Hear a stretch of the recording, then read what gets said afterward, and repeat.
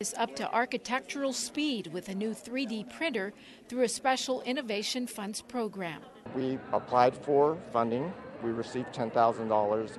We procured a printer from it, and with that we're able to print out architectural models instead of just making them by hand manually.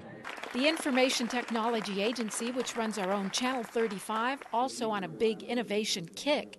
This summer it took part in a Google Innovation Lab to help solve big city problems with internet technology. And now it's created the Angels Lab, an offshoot that presents solutions to challenges like homelessness, emergency preparedness, and getting Angelenos more connected to the city through the My LA 311 app.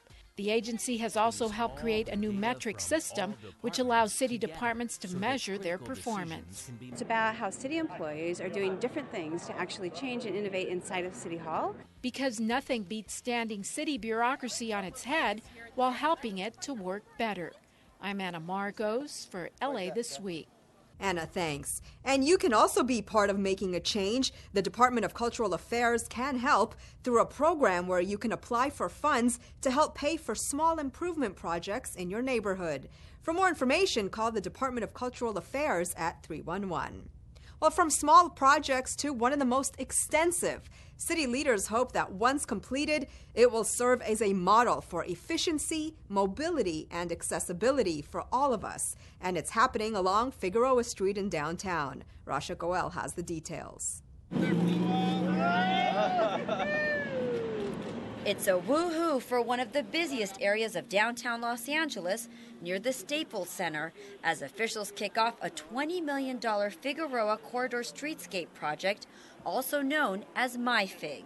The MyFig project, which will prioritize bicyclists, people walking, cars, all on equal footing. It's very different how the city has done planning in the past, where they prioritize cars over people.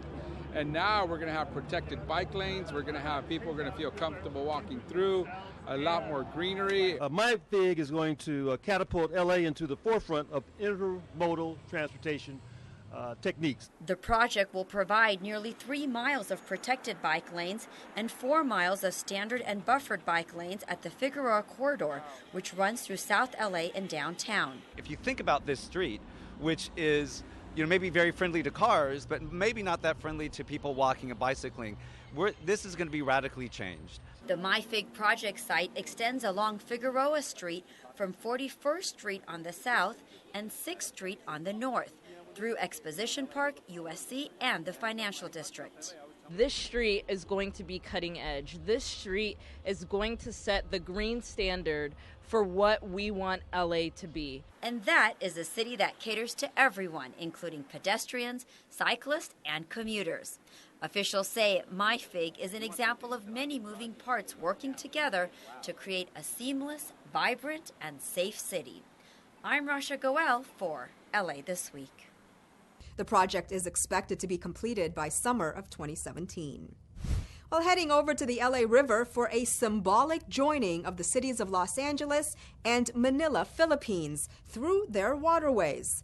The two metro areas have signed a sister river agreement that will change friendships and maybe river development along their waterfronts. Anna Marcos has more.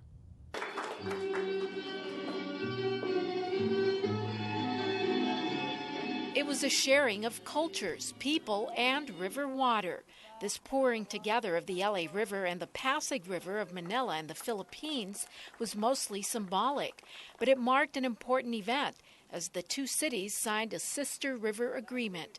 Both sides agree to work together and share ideas as each city embarks on revitalizing its major river. For us to be able to celebrate this sister river agreement is very appropriate and very strategic as we try to rehabilitate both our rivers. We share the same passion, interest, and commitment in restoring and rehabilitating our river system. It is also important basically because we may be able to share technologies. The big question for both the LA River and the Pasig River is how to develop their waterfronts while focusing on sustainability, water conservation, recreation, and the environment. The Pasig River is now further along in its development plans than the LA River. River revitalization is a international effort to bring back a certain kind of public life, and so we learn from each other and our efforts around the world. LA has the largest Filipino population in the U.S., just another reason for LA and Manila to keep sharing when it comes to both the business of developing river waterfronts and the business of developing new friendships. I'm Anna Marcos for LA This Week. This is the 5th Sister River signing agreement for LA, but the first for the city of Manila. When most of us go to work, we don't worry about whether or not we'll be coming home that night. But that's the risk a group of individuals take every day when they step onto the job. Rasha Goel tells us how the city honored a group of individuals who put their lives on the line for all of us. Yana, I'm at the 37th Annual San Fernando Valley E-Awards, where 13 public safety officers are being recognized for their courageous and committed work.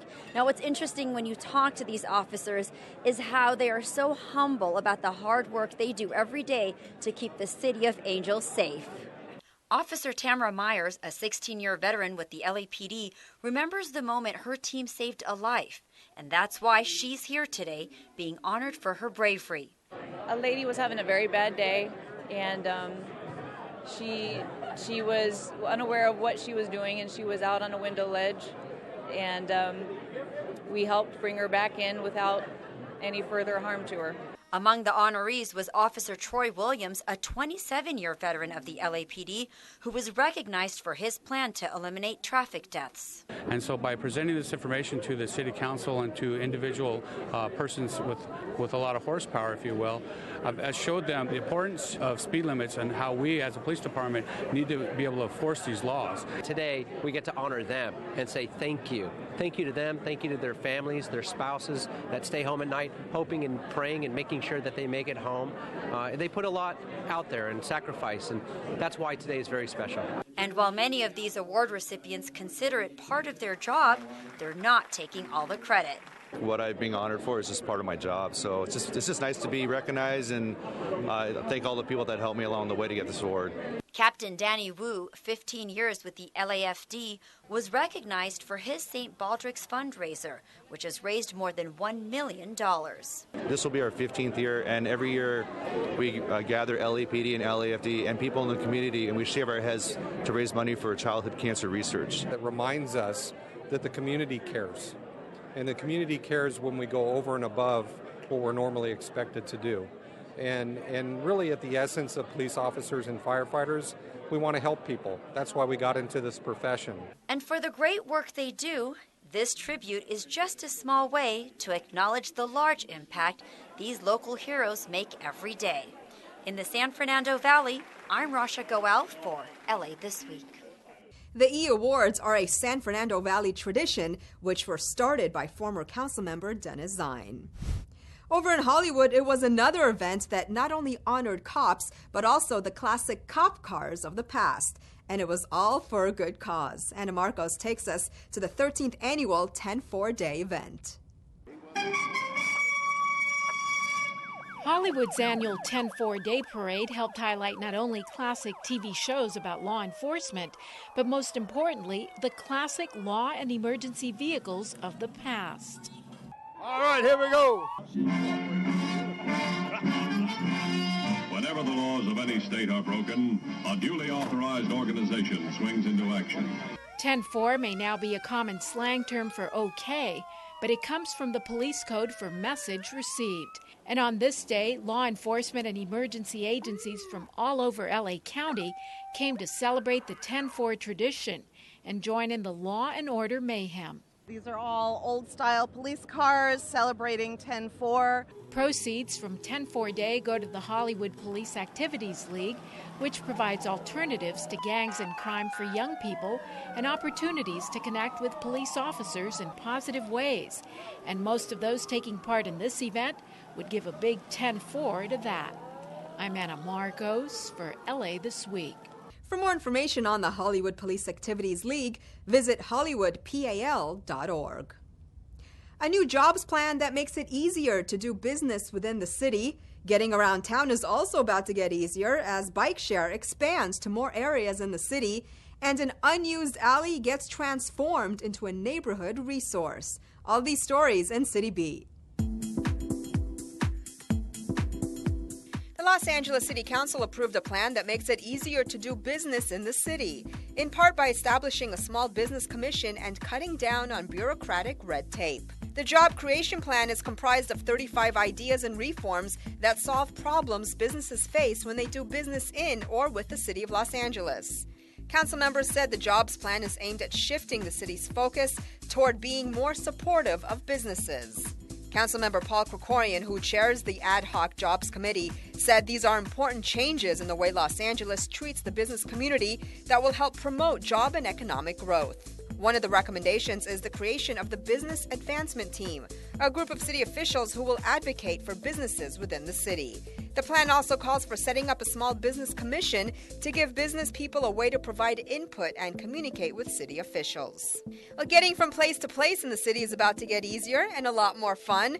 In October, the Metro Planning and Programming Committee approved funding to expand Metro Bike Share in 2017 to new service areas in Pasadena, San Pedro, Wilmington, and Venice, with new stations where riders can rent bikes using either their Metro Tap or credit card. The Metro Bike Share program was officially rolled out in downtown Los Angeles by Mayor Eric Garcetti this past July, a launch that included nearly 65 stations and 1,000 bikes. The program is designed to improve mobility and access for residents and visitors via shared-use bikes and docking stations located in key locations with easy access traveling from one location to another. This is going to be for people who don't own a bike already. In Council District 9, community members, volunteers, and city officials came out to celebrate the completion of a project that transformed a debris-filled alley into a green alley by adding murals, infiltration trenches, native plants, permeable pavement, dry wells, and other rainwater harvesting elements.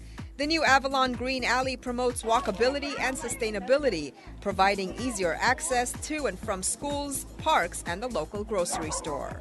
It was a project with sanitation and Council District 9 and the Trust for Public Land. We put on this ribbon cutting ceremony to celebrate the start of many great green alleys that we hope to do throughout Los Angeles.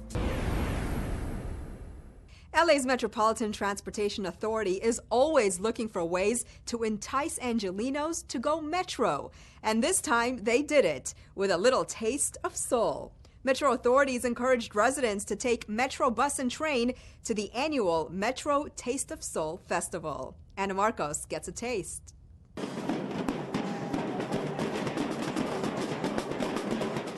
The drumming had a lot of soul in it, but it also had a bit of La Raza in it. All cultures were welcome as the 11th annual Metro Taste of Soul Festival kicked off in the historic Crenshaw District with a whole lot of dancing and even a little bit of twerking.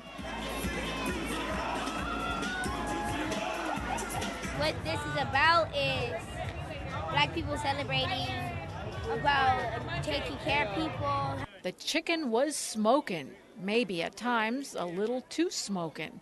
But with all the barbecue meats and southern fried chicken, the rice and curried cabbage, and all that taste of soul going on, it's a good bet that food was one of the big attractions. We have soul food. So there's yummy catfish, there's mother potatoes, there's hot links, there's hot dogs, there's jambalaya, there's shrimp, there's crawfish, there's spices. It's seasoned perfectly. It's filled with love. It's my parents' recipe, mom and dad. What? Even some po' boy sandwiches straight out of New Orleans. And then there was this homeboy industry. And it's Taco Man Burrito Boy. Yeah, I'm gonna slide in on Taco Man Burrito Boy. Taco Man Burrito Boy. No. We get it. Taco Man Burrito Boy is making its stamp on the culinary scene. Meanwhile, the freebies were another big hit. They even have free smoothies from McDonald's, and I was trying to get like 5 or 6 of them. I want some hand sanitizer and a whistle. Another surprise hit, the cops who stopped in for the festival. The LAPD is here hiring folks, taking applications.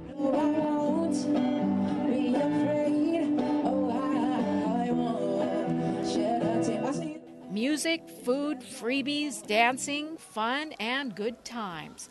And if you were too full to eat another bite, that was no excuse. You could always get your groove on and get down to make room for more. I'm Anna Marcos for LA This Week. The Metro line to LAX, which passes through the Crenshaw district, is now halfway built. If you think it doesn't snow in LA, well, think again. Get ready to go tubing during the city's inaugural Snow Day LA. Love the movies? Well, here's your chance to catch all your favorites during the AFI Film Fest, and a local art exhibit pays tribute to loved ones who are no longer with us. All this in this week's Things to Do. Peaceful, drifting snow fills the night sky. Trees decorated with icicles, blue-tone colors, and shimmering lights. On the hour, every hour, the music fades away to a news report forecasting heavy snowfalls. The energy amplifies with rustling trees and gusts of wind as Snow Los Angeles turns into a blizzard. Snow blowing in the air quadruples as the city's inaugural Snow Day LA gets underway. The event includes more than 10,000 square feet of snow tubing across 9 acres of winter wonderland. Enjoy food trucks, drinks, giant singing snowmen, and tubing lanes of varying lengths and thrill levels to satisfy every age group. The snowfall starts November 10th and doesn't end until December 23rd at Elysian Park. For more, visit snowlosangeles.com. The 30th annual AFI Film Festival swings into high gear, offering movie buffs a chance to check out a mix of films, lectures, and special discussions at various venues. Movie stars, writers, directors will descend upon Hollywood to promote and talk about their creative visions. Don't miss it! The festival runs November 10th through the 17th. For more, visit AFI.com. Celebrate your loved ones who have passed in this annual exhibit called Sacred Memories at El Pueblo Historical Cultural Monument. Here you'll see a variety of artwork from 25 different artists who were selected from a competitive application process. The works all have a story to tell. The exhibit is ongoing until December 4th. Check it out at 125 Paseo de la Plaza. And that's a look at some things to do. Well, that's going to do it for this edition. I'm Yana Kay, and from all of us here at LA This Week, thanks for joining us. A reminder that you can catch us online at lacityview.org. You can also follow and like us on Facebook. We'll see you back here next week for more of LA This Week.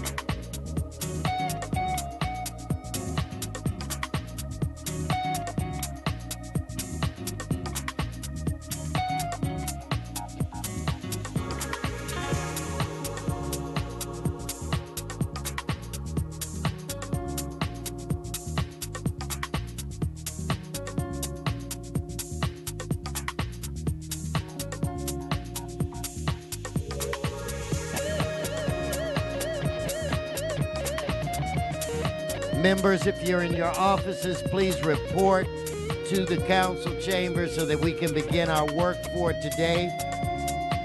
Sergeants, call the members, have them report to the council chambers. Members, please report to council so that we can begin our work for today.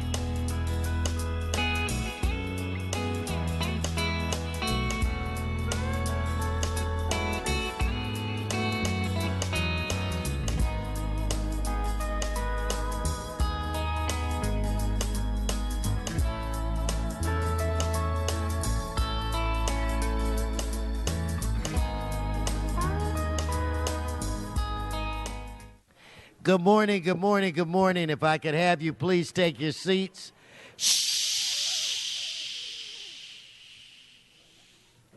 If I could have you please take your seats.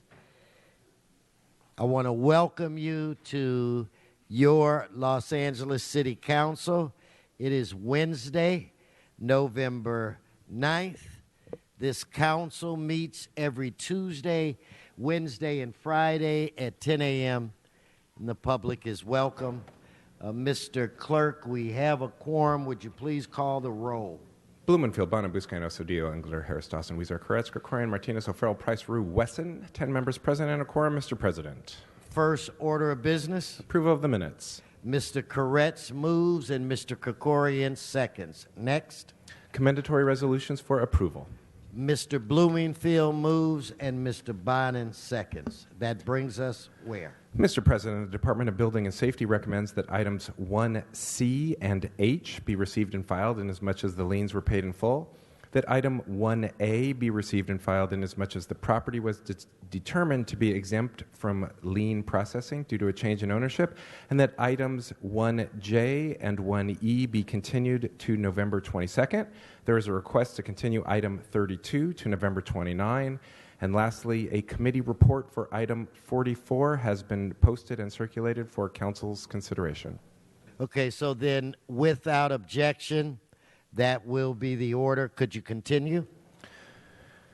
Very good, sir. Items 1 through 28 are items noticed for public hearing. Do we have cards? Yes, sir. Cards on all items. Okay, let's hold those. And let's go to the next section. Very good, sir. Items 29 through 44 are items for which public hearings have been held. For item 30, the city clerk reports that the tabulated value of the opposing ballots cast does not exceed the tabulated value of the supporting ballots cast in opposed to them. It was 75.35% to 24.65%. A majority protest is not found to exist, and the proposed Venice Beach Business Improvement District establishment may be authorized. Okay, so specials members. Okay, let's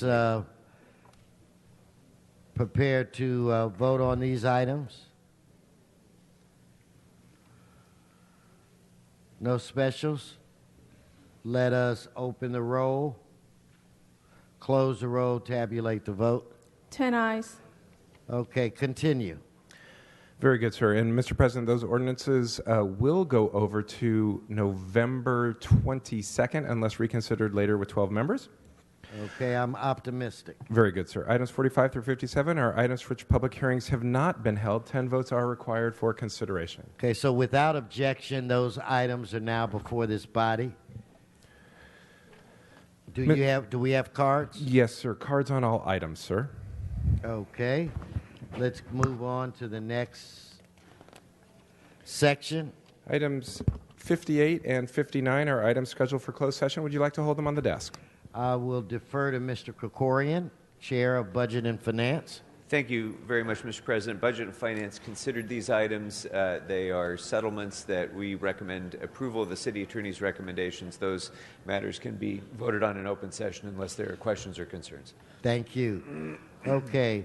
Why don't we read those items, Mr. Clerk, and let's vote on them. Yes, sir. For item 58, in the matter entitled Oakwood Woodland Hills Lessee LLC and Worldwide Corporate Housing LP, there is a recommendation to accept the offer of $435,293 in full settlement of the audits.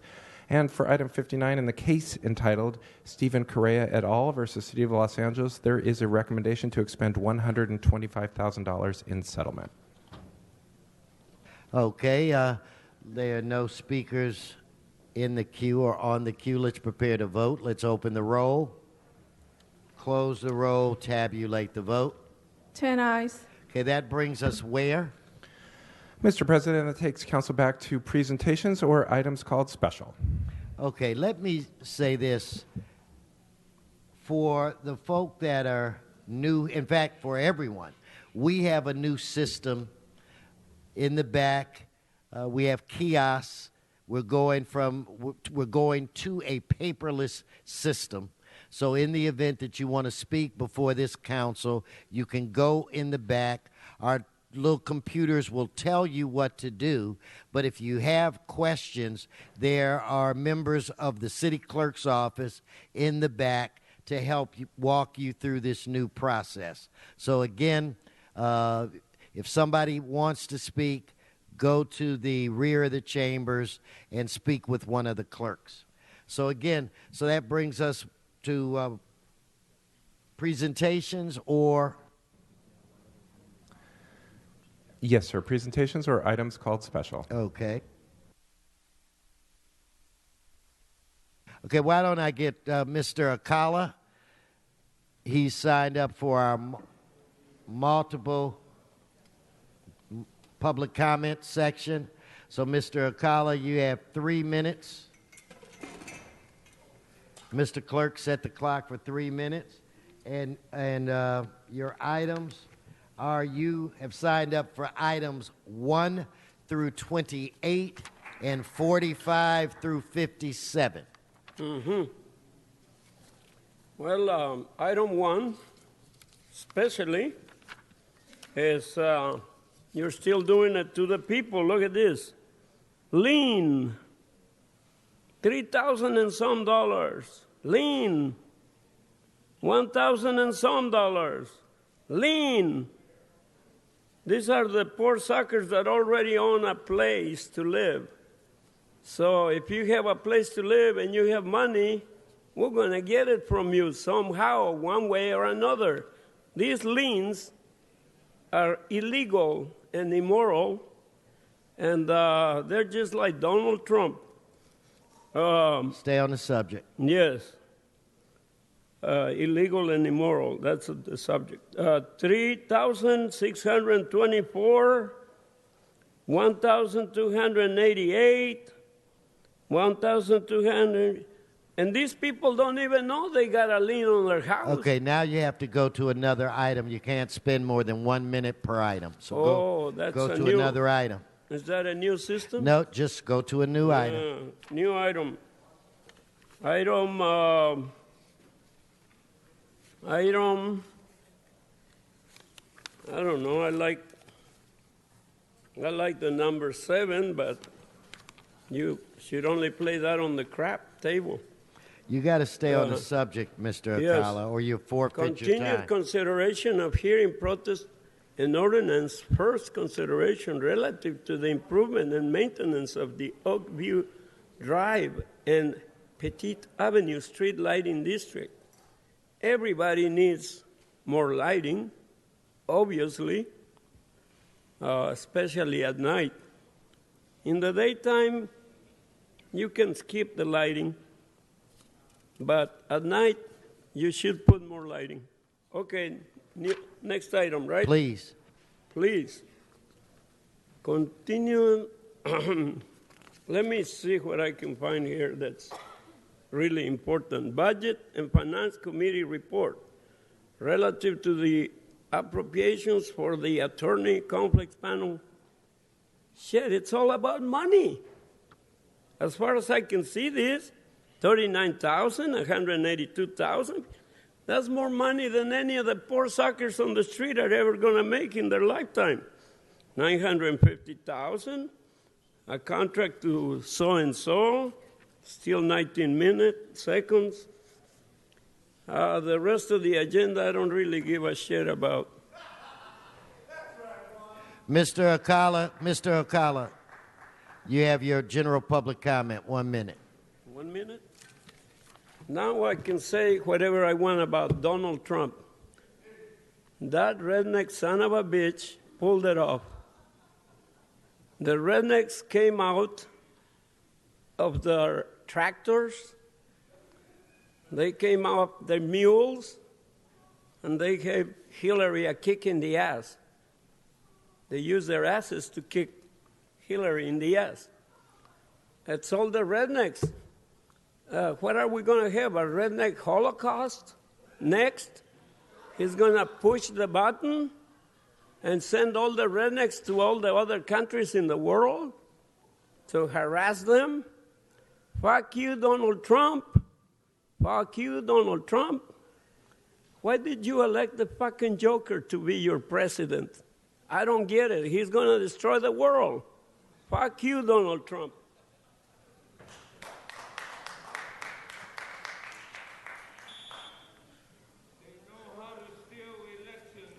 Mr. Ocala, please don't disrupt.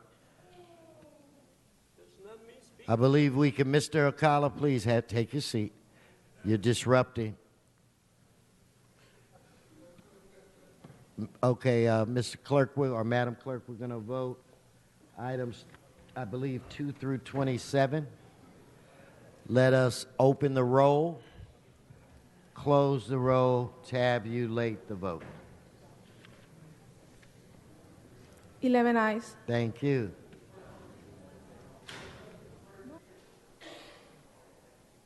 Okay, also at this point, let's vote, Madam Clerk, on items 48, 49, 53, 54, and 57. No speakers on the queue. Let's open the roll, close the roll, tabulate the vote. 11 ayes.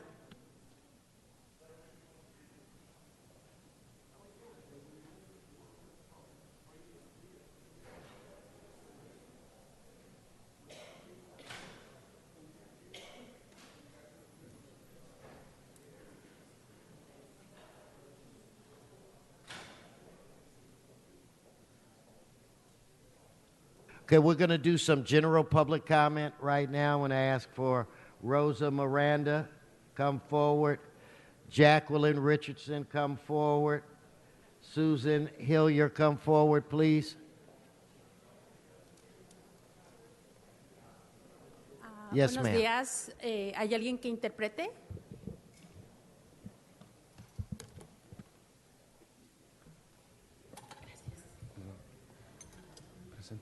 Sí. Buenos días, miembros de esta mesa. Mi nombre es Rosa Miranda. Soy organizadora con ILAC. Good morning, members of this table. I am an organizer from ILAC. Y soy organizadora con la campaña de los vendedores ambulantes. And I am an organizer for the campaign with the street vendors. Esta mañana el mundo es incierto, pero más incierto es el porvenir para muchos inmigrantes en este país. This morning the world is uncertain, but it is more uncertain for the immigrants of this country. Quiero preguntarles, miembros de esta mesa, su liderazgo y pedir su liderazgo, ya que se han mantenido callados para poder empujar la legalización de miles y miles de vendedores ambulantes en Los Ángeles. I want to ask you, member of this table, your leadership, because you have remained silent about the legalization for the street vendors of this country. Quiero enfocarme mucho con usted, concejal Gil Cedillo, y con usted, concejal Guizar, en pedir y empujar fuertemente el liderazgo en esta mesa para poder empujar y pasar un voto en esta mesa. I want to address to you, Council member Gil Cedillo and Mr. Council member Guizar, for your leadership to push something for leadership on this table. Pero en especial, señor Vizcaíno, creo que usted tiene en su mesa el poder de empujar, ya que la póliza está en su comité. But and especially, Councilmember Vizcaíno, you have the leadership to push this proposal because it is in you. Y pido más que nada que nos escuche y que escuche a todos estos vendedores ambulantes que están en las calles esperando una respuesta suya. And I request more than anything so that you can hear us, because all the street vendors, they're seeking for an answer from you. Thank you. Thank you. Thank you. Explain to her. Thank you. Her time has expired. Okay, next speaker. Identify yourself. Good morning, Susan Hillier. Good morning, LA City Council staff and members of the community. November is National Homeless Youth Awareness Month. There are 2.5 million youth per year that experience homelessness. At the LA Flower Market's Farmers Market, we serve the buffet of life, and we are part of and engage the community in a wholesome event every Saturday from 9 to 2. We have art from Duran Gazat. We have fun runs from Back on My Feet. We do engaging activities with sports, but we also invite rock stars like Santa to encourage that wonderment and joy that the holiday season before us is about to commence. I just want to say, if there's any way that we can help support, you guys know better than anybody else what the homeless situation is in LA County. Thank you. If I could have the next speaker.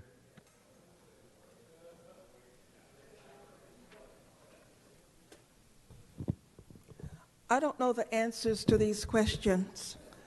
How many holographs are on Skid Row as homeless? How many holographs does LAPD have that have shot and killed black people? How many holographs are here in this auditorium today? How many holographs voted in the election? Their votes are not countable since they're not human. Trump has a holograph that he calls his likeness. Obama has about 6 of them. How many holographs are in Santa Monica and Long Beach? I don't know the answers to these questions. The company that makes holographs is located in Los Angeles County. As far as I know, they don't give out information. Thank you, Ms. Richardson. So if I could get Santa, Janet Favela, Brian Barajas.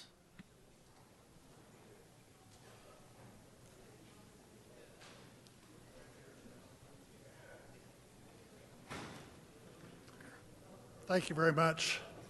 Yes, my name is Santa. I'm here to support Susan and one of our valuable city resources and attractions. As Susan before me mentioned, the flower market just nearby here, every Saturday, they have the flower market and the farmer's market. Santa is appearing there every Saturday from 9 to 2. Every year I see about 2,000 kids and adults who like to sit on Santa's knee and take a photo. I just wanted to invite all of the distinguished council members and their staffs and all of our guests to come down to the flower market and to the farmers market on the wall at the farmers market and partake of that wonderful event that we have there. Merry Christmas to everyone. I know it's a little early. We'll get through Thanksgiving first. Thank you very much. Thank you. Thank you. If I could have the next speaker and Mr. Barajas, you'll after her.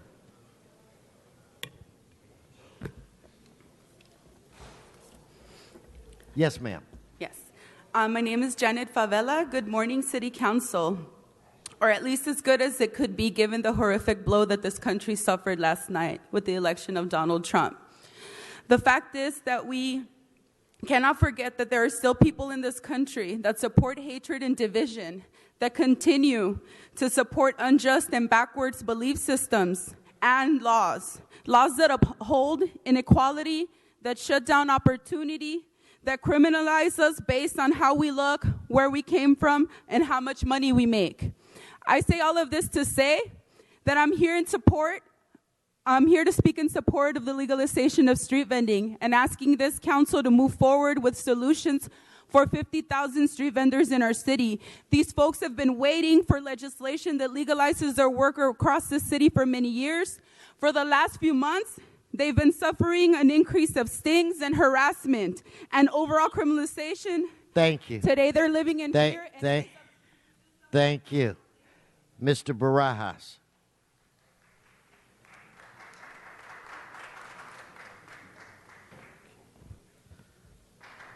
Well, let me begin with saying that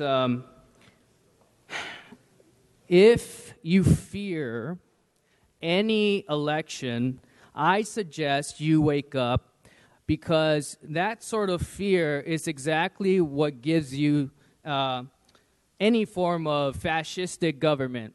In other words, if I tell you, because of your fears, Bush was not impeached, if I tell you that because Obama was not impeached was because of your fear to know the truth, and then if I tell you, because of your fears, now we have an election where Mr. Trump is not, he's nothing to fear unless you believe in that fear.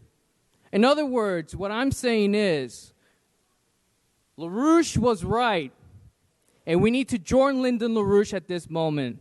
We need to crush the Wall Streeters with Glass-Steagall. Thank you. Thank you.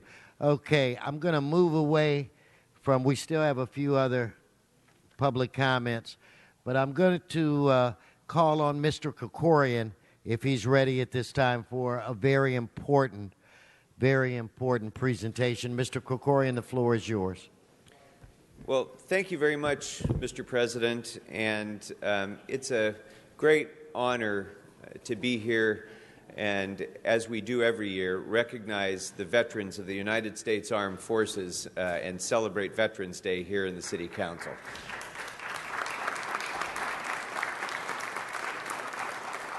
And, Mr. President, colleagues, I think it seems especially appropriate that we do so this morning because we've just concluded an election campaign that has been one of the most divisive, one of the most negative campaigns in our nation's history.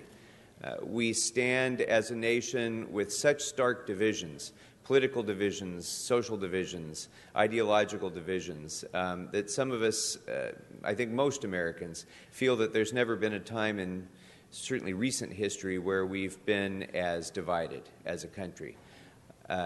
And yet, I think this morning, more than most, it's important for us to remember what we have in common and what brings us together.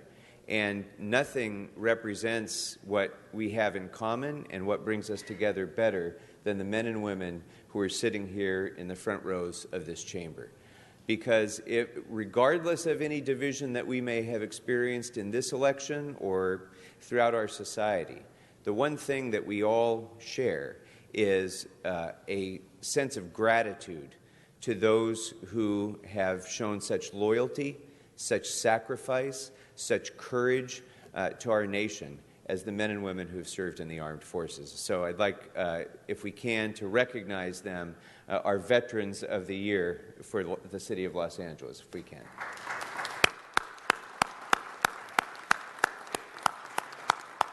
And this has been the service of these individuals is the continuation of a long chain of service, of individuals who have really defined our country through that loyalty and through that sacrifice.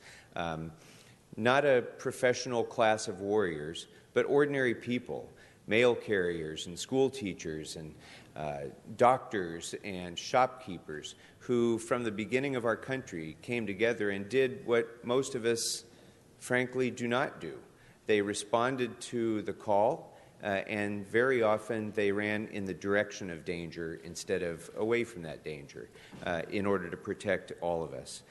The men and women who are here with us today they've gained their place in a long chain of sacrifice. It connects one generation to another, each generation of ordinary Americans who've answered the call. It's a chain that began with farmers at Concord who stood up with their pitchforks and their muskets against the mightiest empire on earth.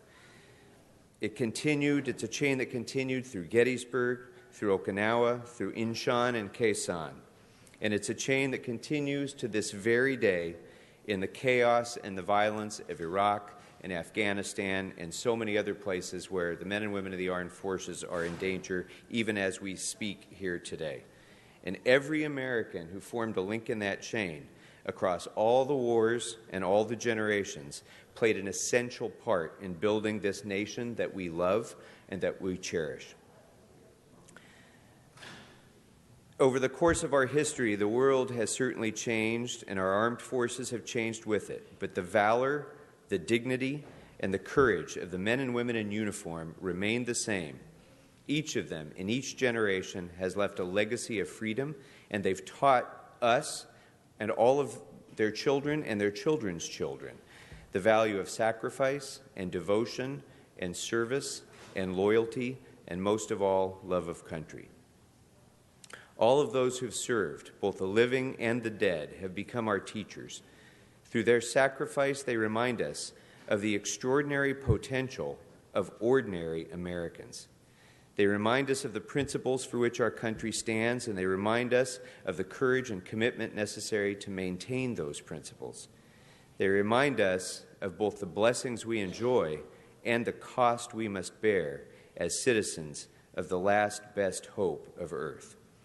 We owe all of them, each of them, a debt which we can never fully repay, but which we must always strive to repay by dedicating ourselves to the never-finished work of building a nation worthy of their sacrifice. So at a time when we can be so divided, Mr. President, I guess it's important for us to look at these men and women and realize that they sit here today, not as Democrats, not as Republicans. They sit here not as members of ethnic groups. They sit here not divided by gender or divided in any other way. They sit here as Americans who wore the uniform of our country and for which we owe them a debt that we can never fully repay. So again, I want to thank each and every one of our veterans for their sacrifice and for being here for this recognition today. Let's give them another round of applause.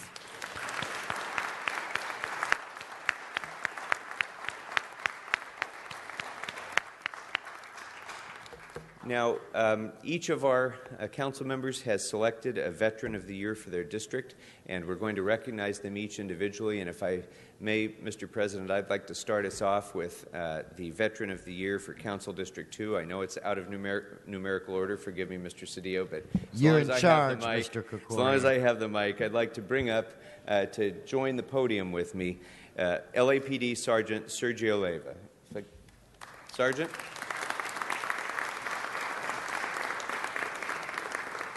Sergeant Leyva was born and raised in Southern California and long dreamed of joining the military. He comes from a military family. In fact, his grandfather volunteered for service in the Army during World War I, completing 2 tours of combat before he was shot and seriously injured, preventing him from further serving. As a young boy, Sergeant Leyva was inspired by his grandfather's dedication, commitment, and love of country that gave him so many great opportunities. Sergeant Leyva saw the military as his calling, and he joined the United States Army just 10 days after graduating from high school in June of 2001. In service to his country, Leyva joined the infantry and set out to become a United States Army Ranger. In just a few months after enlisting, we all know that the world changed with the attack on September 11th of 2001. Those attacks only strengthened his commitment to serve. He successfully completed the Army infantry training, airborne school, the Ranger indoctrination program, and eventually Ranger School. And at the end of his training, Sergeant Leyva was assigned to the Army Special Operations Unit, 1st Battalion, 75th Ranger Regiment. As a member of the Ranger Regiment, he was deployed to Iraq and Afghanistan in support of Operations Enduring Freedom and Iraqi Freedom.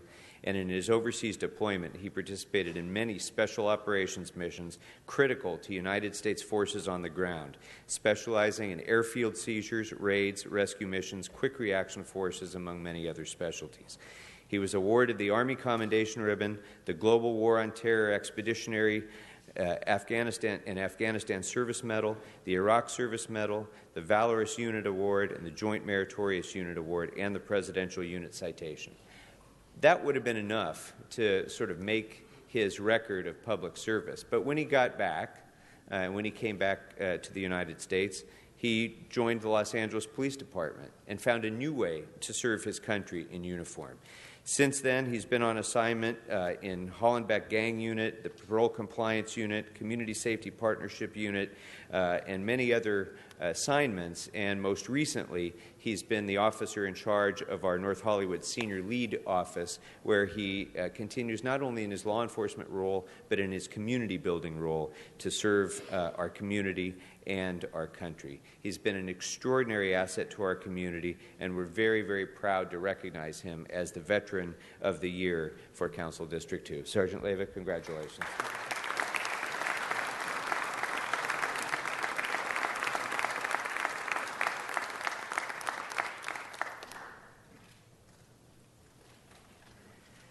And now I'd like to recognize Councilmember Cedillo.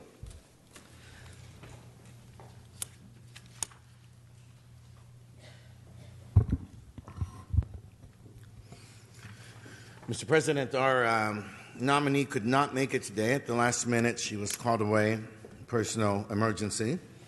But Alma Patricia Sanchez Arenas, born in Mexico City, March 17, 1980. Let me repeat that again. Born in Mexico City, March 17, 1980, the youngest of 4 children to Herminio and Maria Sanchez. Raised in Los Angeles, she went to Fletcher Drive Elementary School, Irving Middle School, and Eagle Rock High School. She joined the Marine Corps on October of 1998. Training included boot camp at Marine Corps Recruit Depot Paris Island from October 98 to January 99. Graduated PFC Private First Class and completed Marine Training Corps at Camp Geiger, North Carolina. Alma's military occupational specialty is 6672 Aviation Supply Specialist. She attended MOS school at Meridian, Mississippi from February through April 1999. And on May 5, 1999, she was transferred to her first duty station, Cherry Point, North Carolina, at Marine Aviation Logistics Squadron 14. She was promoted to corporal on July 10, 1999, and selected to go overseas to Iwakuni, Japan, at Marine Aviation Logistics Squadron 12 from September 12 to March 2001. She was promoted to sergeant on July 1, 2001. On October 25, 2002, Alma made the choice to leave the Marine Corps after being advised of some pressing medical issues. Currently, she remains in my district as a hardworking civilian and volunteer, and the proud mother of Esmeralda Sanchez, and a resident in CD1 in Glassell Park. Thank you. We thank her for her service.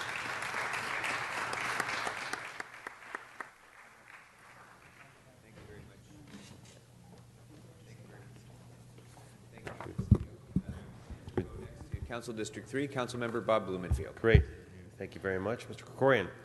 So it is my distinct honor to recognize Lawrence Van Kuren this Veterans Day 2016 as my District 3 Veteran of the Year. Lawrence, or Larry as we call him, is a third-generation native Southern Californian born here in Los Angeles.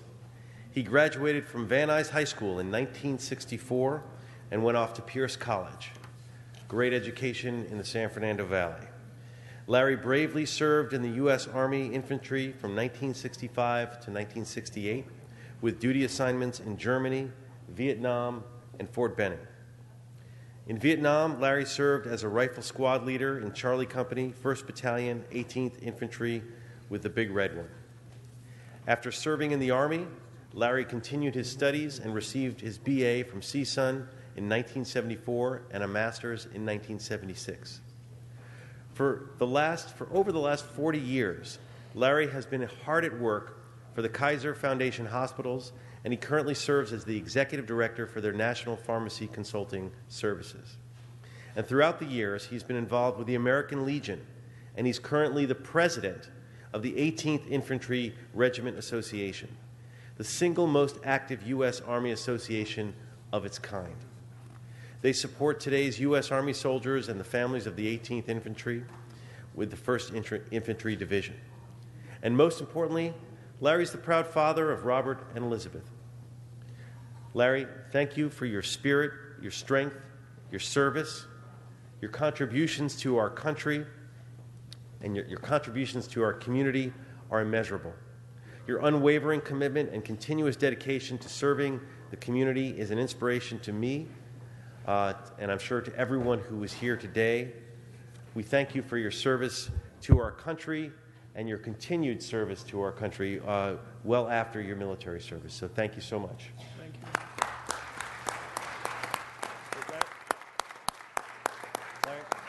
One last thing, Larry. I have a little certificate for you from the whole city. Thank you very much. Thank you. Appreciate it. Thank you very much, Mr. Blumenfield. And I'd like to next call on Council District 4, Councilmember David Ryu. Thank you, Councilman Krikorian, for organizing today's event, today's very important council presentation in honor of Veterans Day, and for recognizing the immense sacrifices made by the brave women and men who serve our country every single day. In this spirit, I'm very proud to recognize a member of my own team, and that's Adam Miller, a former United States Navy sailor.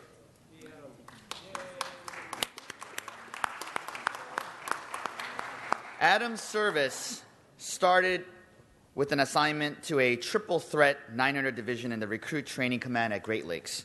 Following this, Adam reported to the Center for Cryptology, Corey Station, when Hurricane Ivan unfortunately struck Pensacola. Instead of evacuating, Adam volunteered to remain at the station to help local civilians. Shortly after, he was transferred to NSGA Hawaii, a strategic command center, and while most of his assignments in the Navy remained classified, Adam received several medals, most notably the Joint Meritorious Unit Award for his work.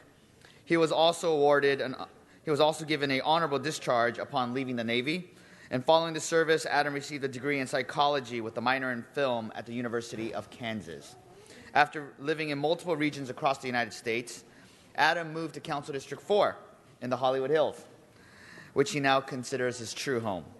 He is a musician, a writer. He enjoys film and can be found frequently hiking throughout Griffith Park. I'm also proud to have Adam as part of my team, and thank you for your service, Adam, and for defending the democratic values that we often take granted as Americans. Thank you, Adam.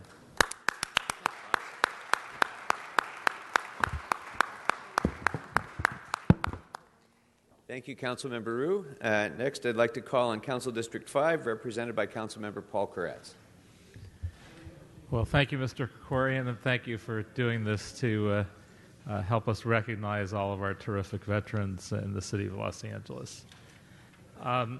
This year, Council District 5 chose veteran and community leader Larry Bogatz.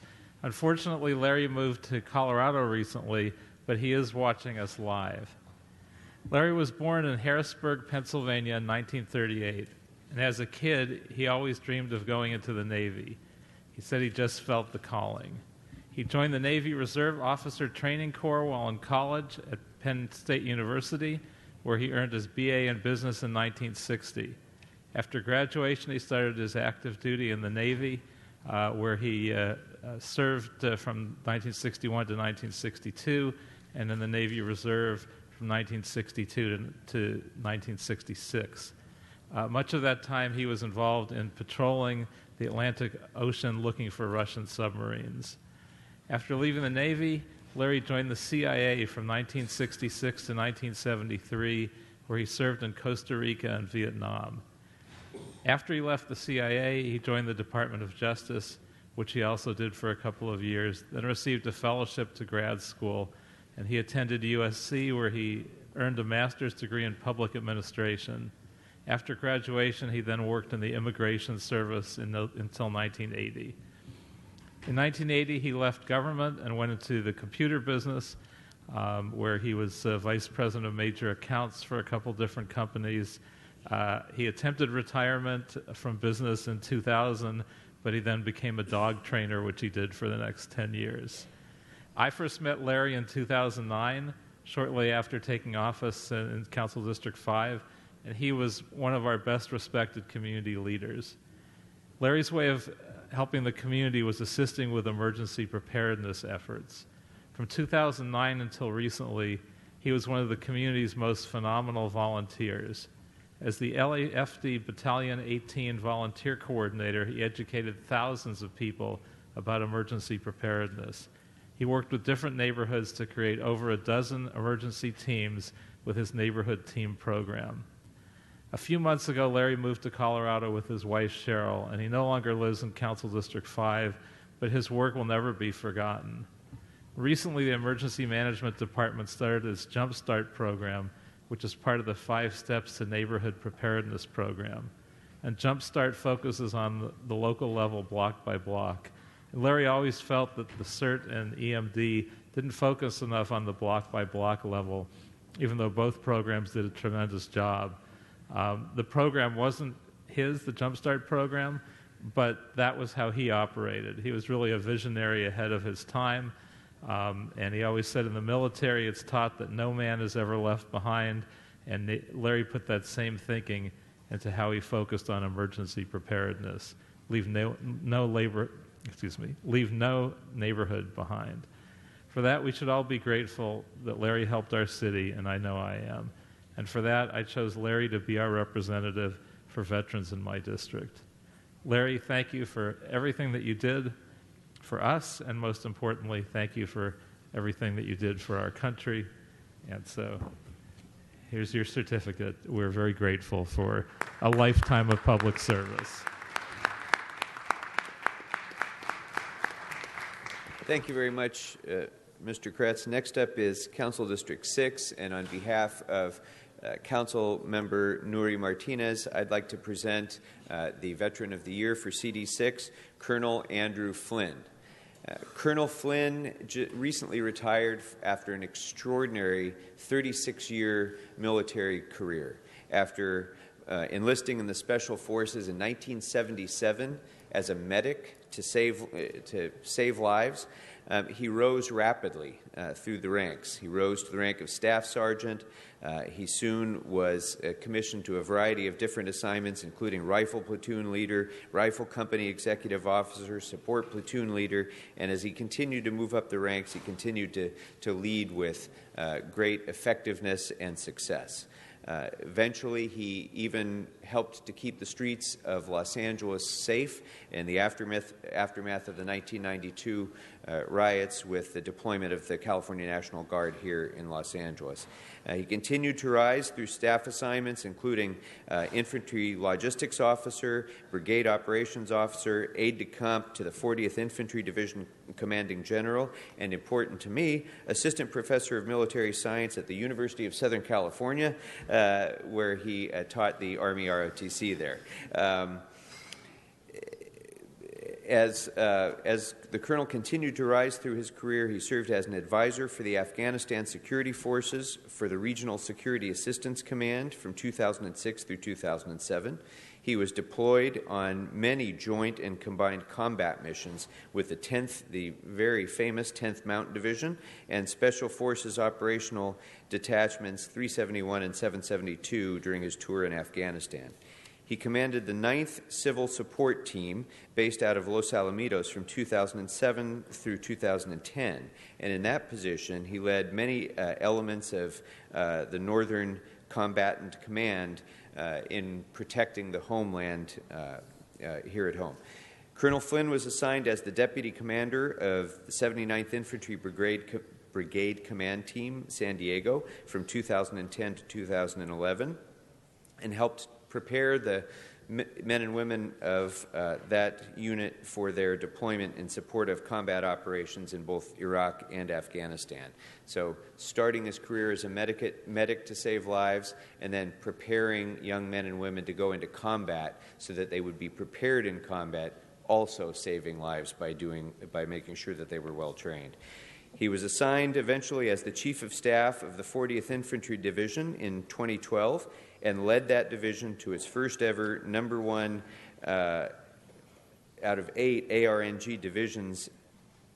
Colonel, the Army Force Generations Metrics rankings, 2 quarters in a row, and successfully continued to prepare the 40th Infantry Division for their warfighter training exercise and preparing them for their service.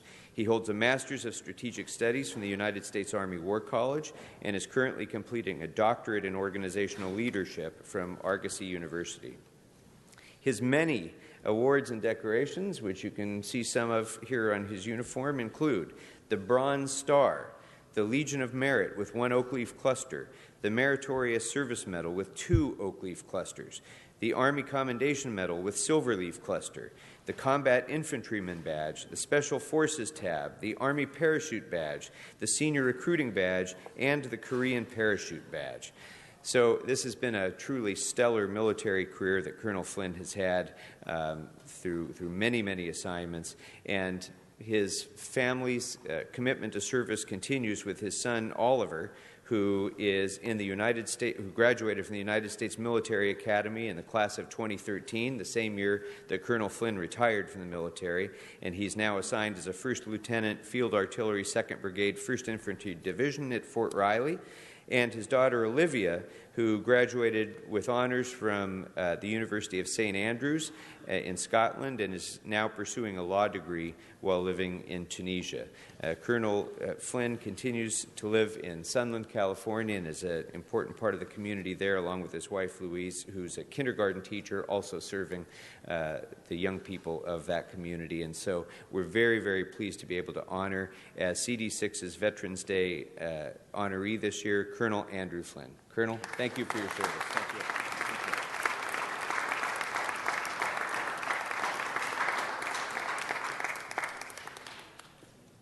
Oh, look this way, Colonel.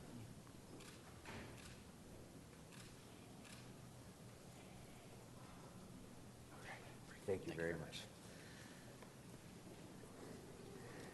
All right, next I'd like to call on CD8, Councilmember Marquise Harris Dawson. Councilmember.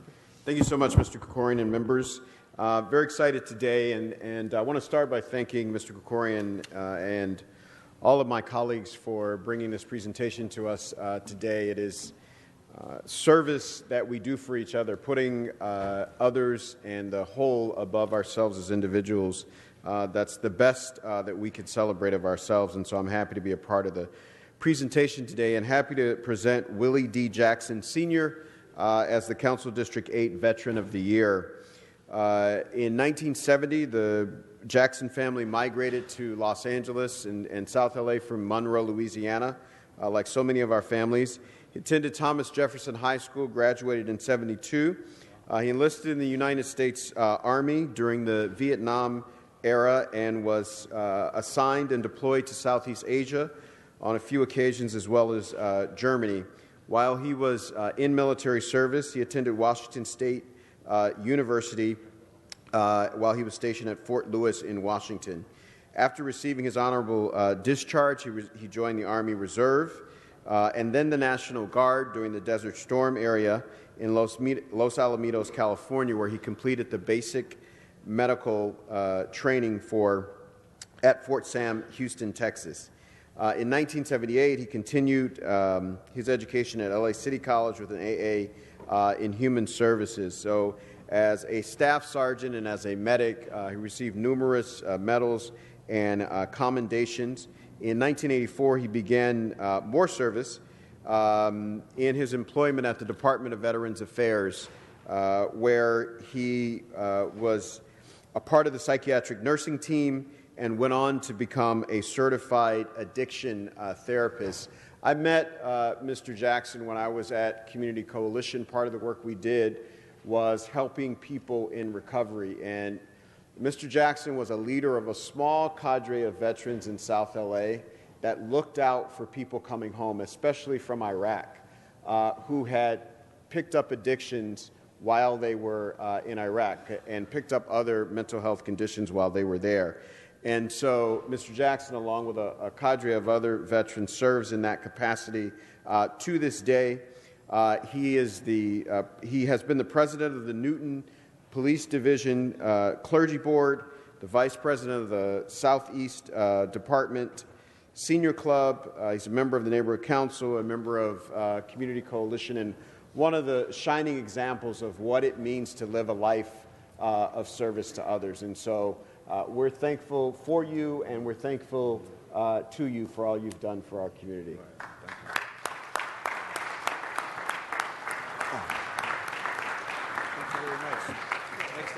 Next, I'd like to call on Council District 10, represented by our Council President, Herb Wesson.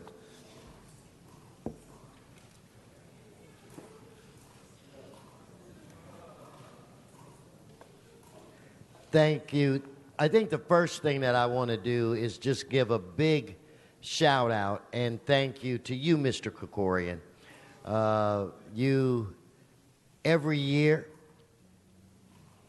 make sure that we remember and you make sure that we appreciate those who have sacrificed themselves to make our life better so that we can go and do whatever we want to do. So I really am proud to serve with you, and it's an honor for all of us that you would ensure that we do this all the time. Plus, for me, on Veterans Day will be my birthday.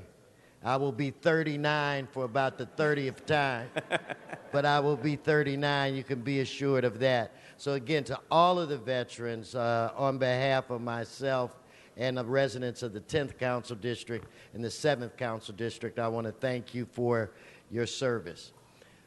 Today is special to me, because I have to my left not only the great veteran of the 10th District, an individual that I started in this business with. I have Armin D. Ross. Let's give Armin a round of applause. Armin and I were employed at the same time by former Councilman Nate Holden when he was a state senator.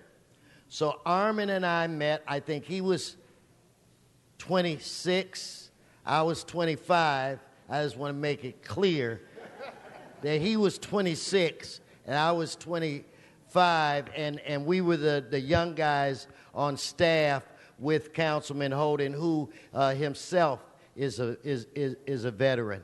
And I think that he did a lot to ensure that Armin and I matured and were committed to public service. But when Armin was 17 years old, in 1968, he joined the Army.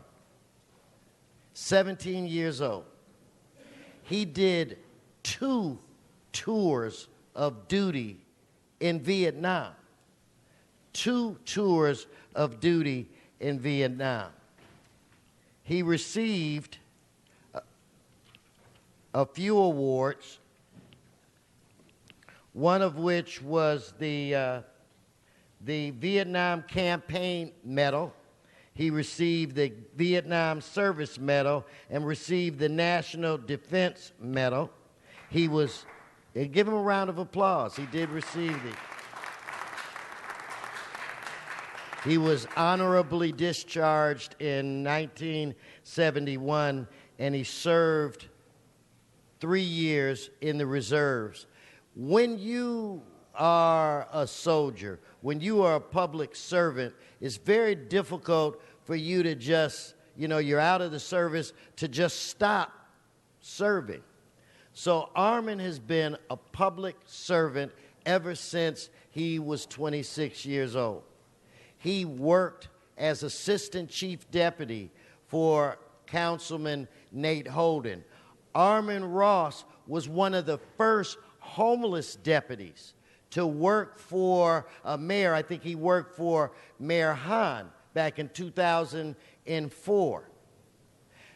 Armin Ross also represented Mayor Garcetti and Mayor Hahn at a big ceremony that we have to honor our veterans at the cemetery that we have here in our district.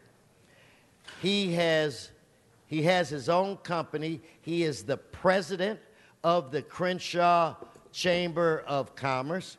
Whenever you need anything in the community, all you have to do is count on Armin. He is a very big Democrat, so I think he probably had some heartburn last night a little bit, but he has served.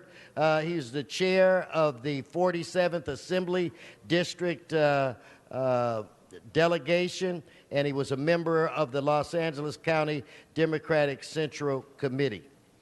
And one thing I want to say that this is just a quick quote from Armin where it relates to his service. He says, "I credit the U.S. Army with making me a man, giving me the opportunity to obtain an education, purchase my first house, and provide a future for my family." Ladies and gentlemen, my honoree from the great 10th District, my friend Armin D. Ross.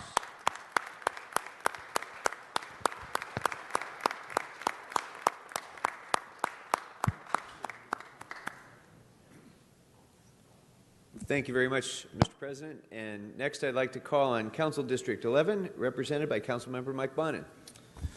Thank you, Mr. President. Thank you, Mr. Krikorian, for putting this together. Colleagues, I'm very proud to rise today and honor Eloise Hancock Siskel. Now, Eloise is 96 years old, so this is not Eloise. But because she's 96, it was a little bit difficult for her to get down here today. So she's represented today by her daughter, Lisa Cochran, and her son-in-law, Joe, who's seated in the front. And if the camera folks could keep Eloise's photo up, nobody needs to see me, just keep this on Channel 35 while I speak. I'd appreciate that. I wanted to honor Eloise because she's a great example of how a lifetime of public service can make America and each of the neighborhoods that make up our country and our city a great place to live. Eloise was motivated by the bombing of Pearl Harbor. She joined the Army Nurse Corps in 1941, and she was soon deployed overseas, where she was part of an evacuation hospital that was always situated just behind the front lines with General Patton's Third Army. Her unit moved as the front line moved. They were transported via windowless small Army ambulances, and at each stop, the evac hospital, which was really just a series of tents, would be rebuilt. She and her co-workers spent 12 to 14 hours a day, every day, saving lives and making injured soldiers more comfortable. She was in the orthopedic and surgery wards, but worked really wherever the need was greatest. Beyond practicing medicine, she tried to make the 100 soldiers in her ward comfortable and less afraid, and she would do so by making fudge on a small pot-bellied stove in the tent and sharing stories with them of home, reading to them, and helping to write letters and just listening. After the war, she came to California. She worked in emergency medicine at Santa Monica Hospital, but then decided on a career change, and she became a medical research librarian. She then married her husband, Howard, and she and Howard had 2 daughters. Her life, since welcoming her 2 daughters into the world, has been focused on making her neighborhood a great place. She's filled her time with volunteer positions in various PTAs and community organizations, in the Rotary Club, School of Theology at Claremont, the National Charity League, Town and Gown of USC, the Westside YMCA, and the LA Philharmonic. She's been an active member of the Westwood United Methodist Church for 58 years, and there she has served as a Sunday school teacher, a Sunday school superintendent, a lay leader, and has also served on a whole bunch of committees. She loves music, the beach, crossword puzzles, reading, entertaining, cooking, and spending time with her family, especially her granddaughters, I'm told. She is very much a quintessential American. She served this country bravely, she served this country heroically, and she served her neighborhood to make it a better place. She has served her family and has a legacy that will really live on for generations. And this lifetime of service really should come to no surprise to anybody who knows her family history. because her patriotism and her dedication to service is something that goes back to one of her direct ancestors, John Hancock. The President of the Continental Congress, the person who pledged his life, fortune, and sacred honor to help create this country, is part of her family tree. And I think he and the generations of patriots who followed him would be very proud of the legacy of service that she's lived. So it's my honor to honor her today, and I will be going sometime next week to her home to present the certificate to her personally. Thank you.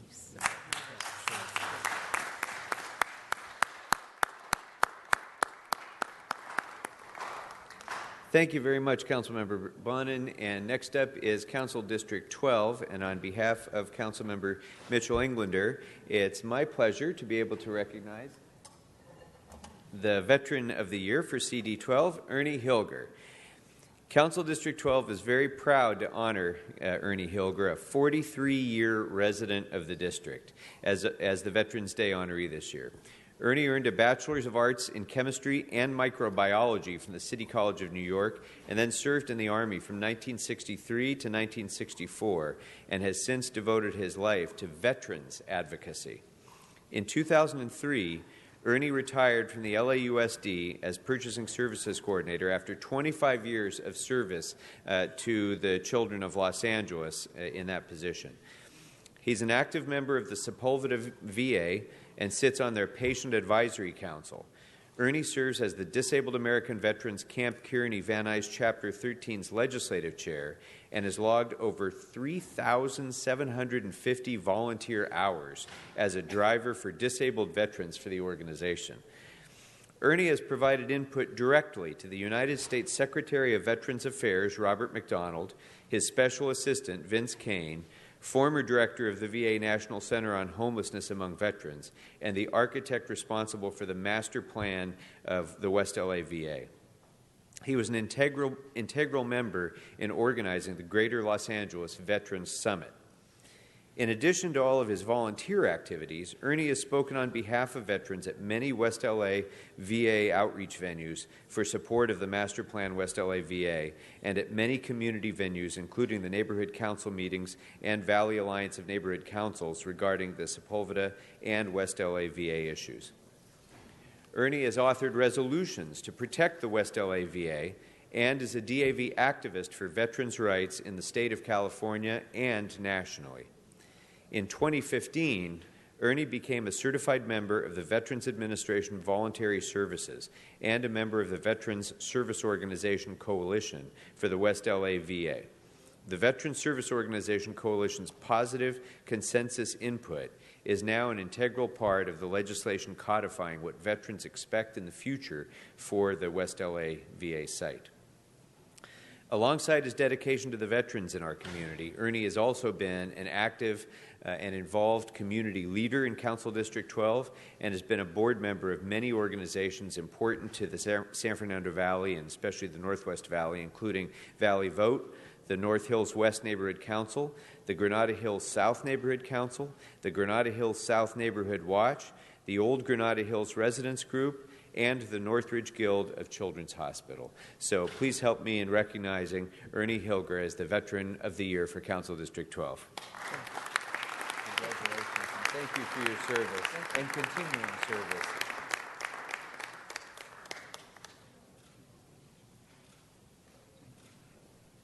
Thank you very much, Ernie. Next, I'd like to call upon Council District 13, represented by Councilmember Mitch O'Farrell. Thank you, Mr. Krikorian. This is a wonderful tradition, and in fact, one that I look forward to more than any other that we do in council chambers. Coming from a family of veterans myself, I would like to applaud all of the inspirational veterans who have been honored today, joining us this morning. And with me today is a lifelong resident of Atwater Village. In fact, he lives on the same street that he was actually born into many years ago, and is very active in the community of Atwater Village and a great friend of ours. I would like to honor Sergio Lombari, who serves in the United States Army Reserves. Sergio has been in the service of his country for 32 years, first as a California Army National Guardsman for 6 years, and for the past 26 years as a U.S. Army Reservist.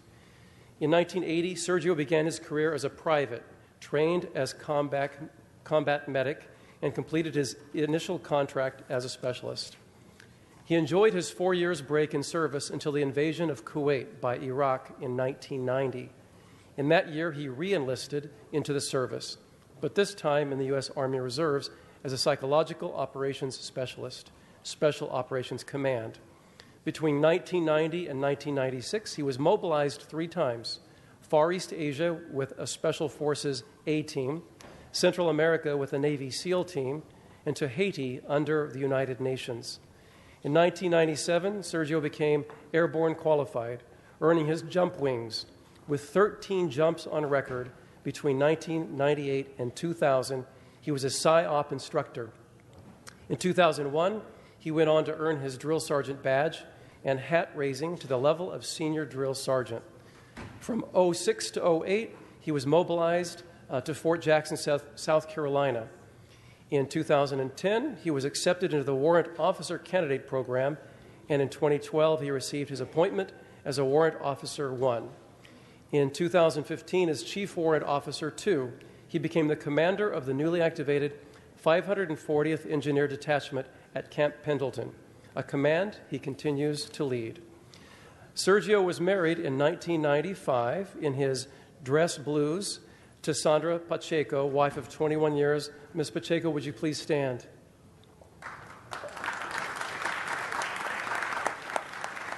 And has a 19-year-old son, Jose, who is currently enrolled in LA Trade Tech, and daughter, Alicia. Is Alicia still there?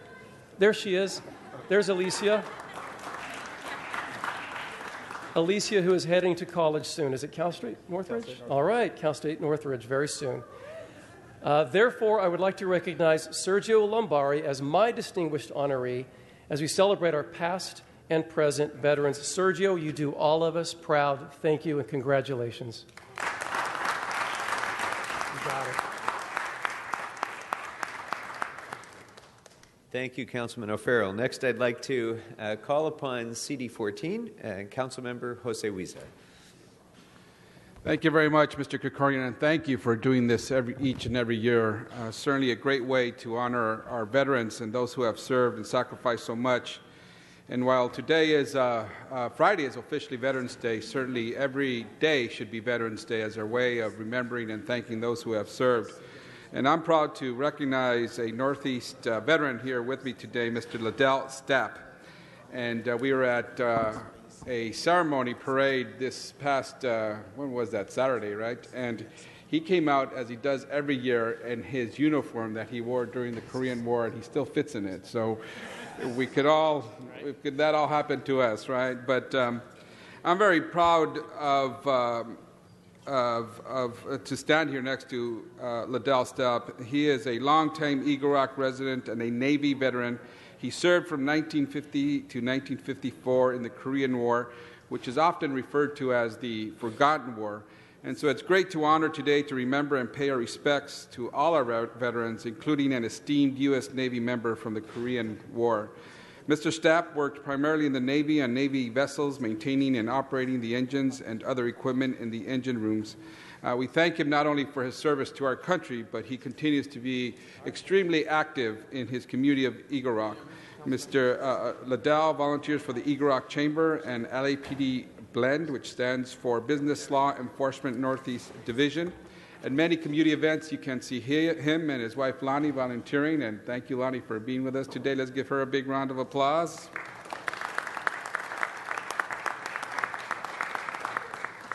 You know, each veteran is really a point of light to our collective American dream. Without them, without their light, our dream is simply not possible. By remembering, honoring, and assisting them in their time of need after they return from service, we keep that light burning. And certainly, having this event today is not only a way of remembering them, but also remembering and reminding ourselves our service and our gratitude that we owe to them. I'm eternally grateful to our veterans, and I'm eternally grateful that we have someone like Lonnie Stapp who have served our country and continues to serve our Northeast community. Congratulations, Liddell Stapp. They said Lonnie right now.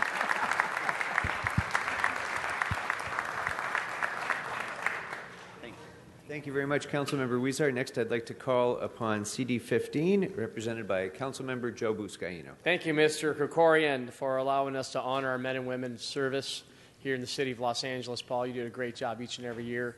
It gives me a great honor to recognize a dear friend of mine, David Lariva, out of San Pedro. And I've been wanting to do this the last 2 years, but David, I'm happy that everything worked out and the stars were aligned here today. David and I went to high school together, a longtime friend of the family, and after graduating high school in 1991, right? He was a year ahead of me. After graduating high school, David Lariva went on to serve our country and leave behind an amazing legacy of service to our great country. David Lariva joined the Air Force on April 27, 1992, completed basic military training at Lackland Air Force Base in Texas, and went on to complete Naval School Explosive Ordnance Disposal at Indian Head, Maryland, graduating in January 1993. It was then he began his military career as an EOD technician, where his job was to detect, disarm, detonate, and dispose of explosive threats from all over the world. His list of assignments include Grand Forks Air Force Base, North Dakota, Kunsan Air Base, Republic of Korea, Edwards Air Force Base here in California, and the Air Force Special Operations in Hurlburt Field in Florida. And during his career, David conducted many Secret Service protection details for United States presidents and other world leaders, including 2 tours as bomb squad team leader for the White House complex. David completed 6 deployments, including 2 combat tours in Iraq and 2 combat tours in Afghanistan, where he disarmed well over 200 improvised explosive devices. David's awards include the Bronze Star Medal with 2 oak leaf clusters, Defense Meritorious Service Awards, Service Award with 1 oak leaf cluster, and Iraqi Campaign Medal with Campaign Star, and Afghanistan Campaign Medal with 1 Campaign Star. In January 2014, David retired from the Air Force as a Senior Master Sergeant after almost 22 years of military service, and he currently works for NASA's Jet Propulsion Laboratory as an explosive safety officer. They are in good hands with you working there, David. So we thank you, David. God bless you. Thank you for your service to our great country. Help me recognize David Lariva.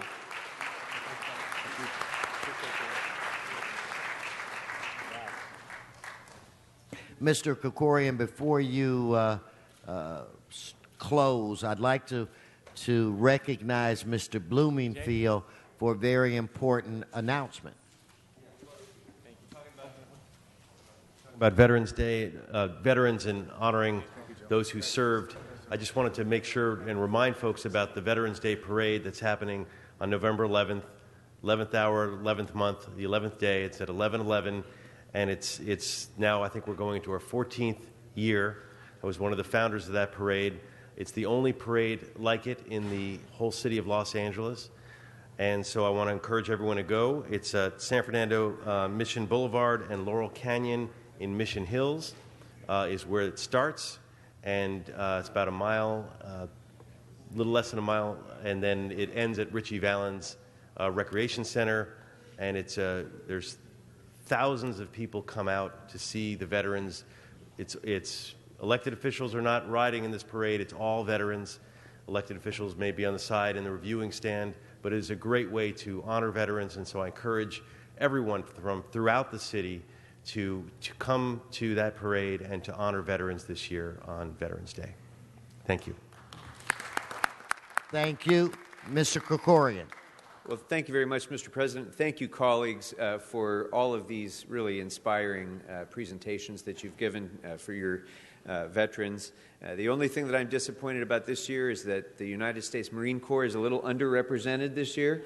As the son of a combat veteran of the Marine Corps, Rick Krikorian, who served with the 6th Marine Division in World War II, I know that he'd be proud of the one Marine that we had here and is with us today in spirit. And I just want to say, Mr. President, that We heard many stories of different kinds of service, many stories of different kinds of sacrifice, many stories of different kind of community engagement following military service. But again, we know that the one common element among all of these people is their willingness to sacrifice for our country. And we sometimes say that without thinking about what it means very much. We sometimes say that all sacrificed some and some sacrificed all, and we don't really think too much about what it means.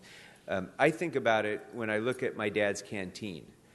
This is the canteen that my dad wore when he was fighting in the Battle of Okinawa. And this canteen has a Japanese bullet hole through it. And that difference of 2 or 3 inches between hitting this canteen and hitting an artery in his hip is the difference between whether there's a Krikorian family or not, and whether his sacrifice was some or all. And each of the men and women who serve here today gladly and willingly take that risk and take that sacrifice so that all of us can live in comfort and in this great country with all of its benefits. And so that, for all of that, we are eternally grateful to each and every one of you. Thank you all very, very much.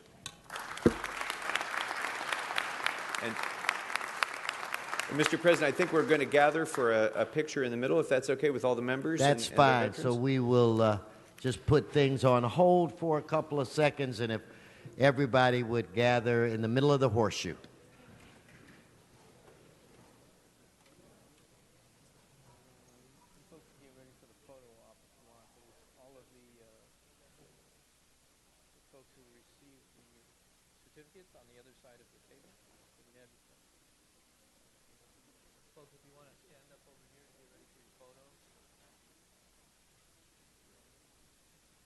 All the veterans, it'll be on the other side. Yes, facing our direction.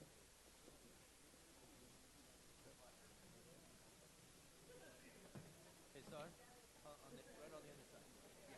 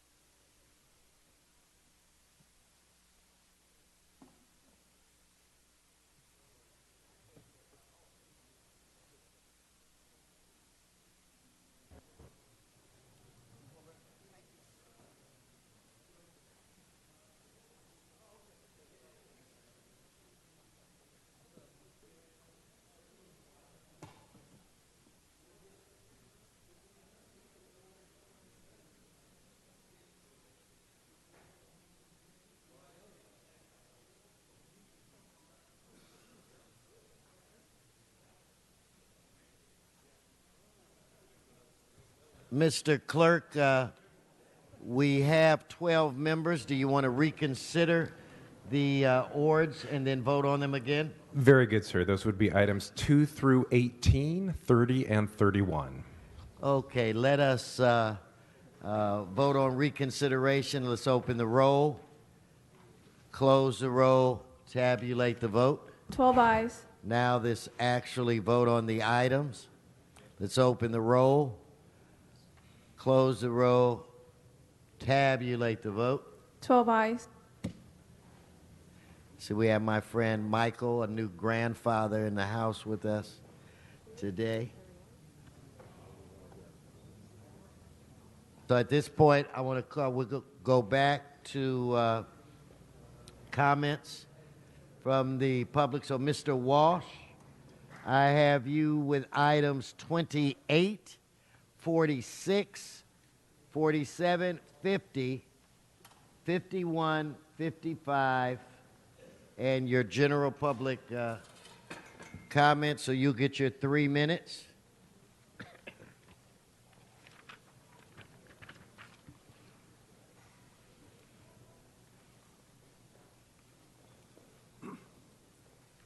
John Walsh, blogging at HollywoodHighlands.org, tweeting at Hollywood Dems. Number 28, this is eminent domain, which is a violation of, we got rid of eminent domain for private gain through the CRA. We should get rid of it here too. Number 49 and 50. This is traffic safety, traffic enforcement step program, Office of Traffic Safety, $30,000 shot to hell. 49, motor vehicle recreation grant program. God knows what this is. It's $54,000 shot to hell. Remember, they never discuss this in front of the public. And then you have number 28, 36.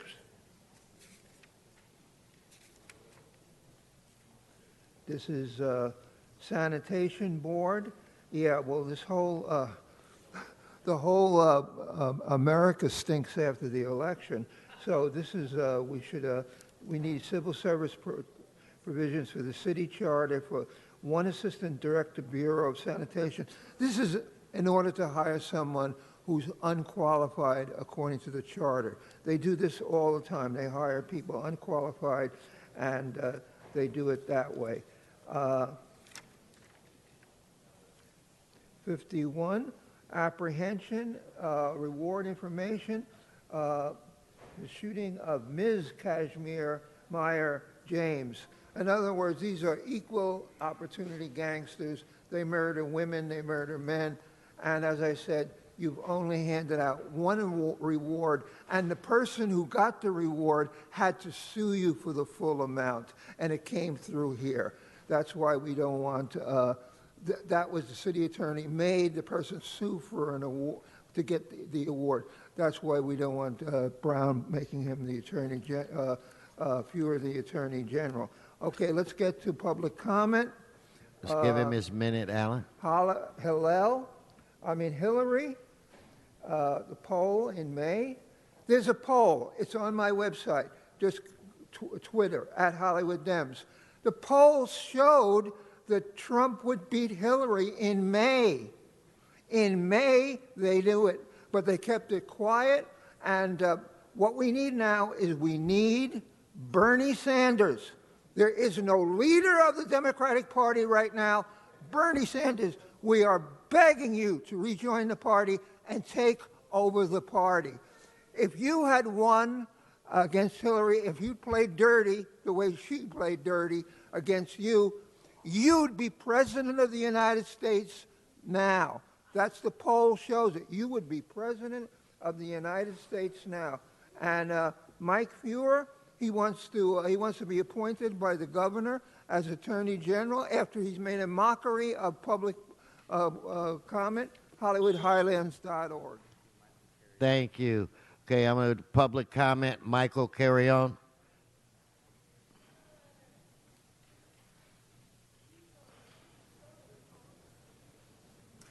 Thank you. I wish Mr. Englander was here, but he's not. I'd like to apologize to him.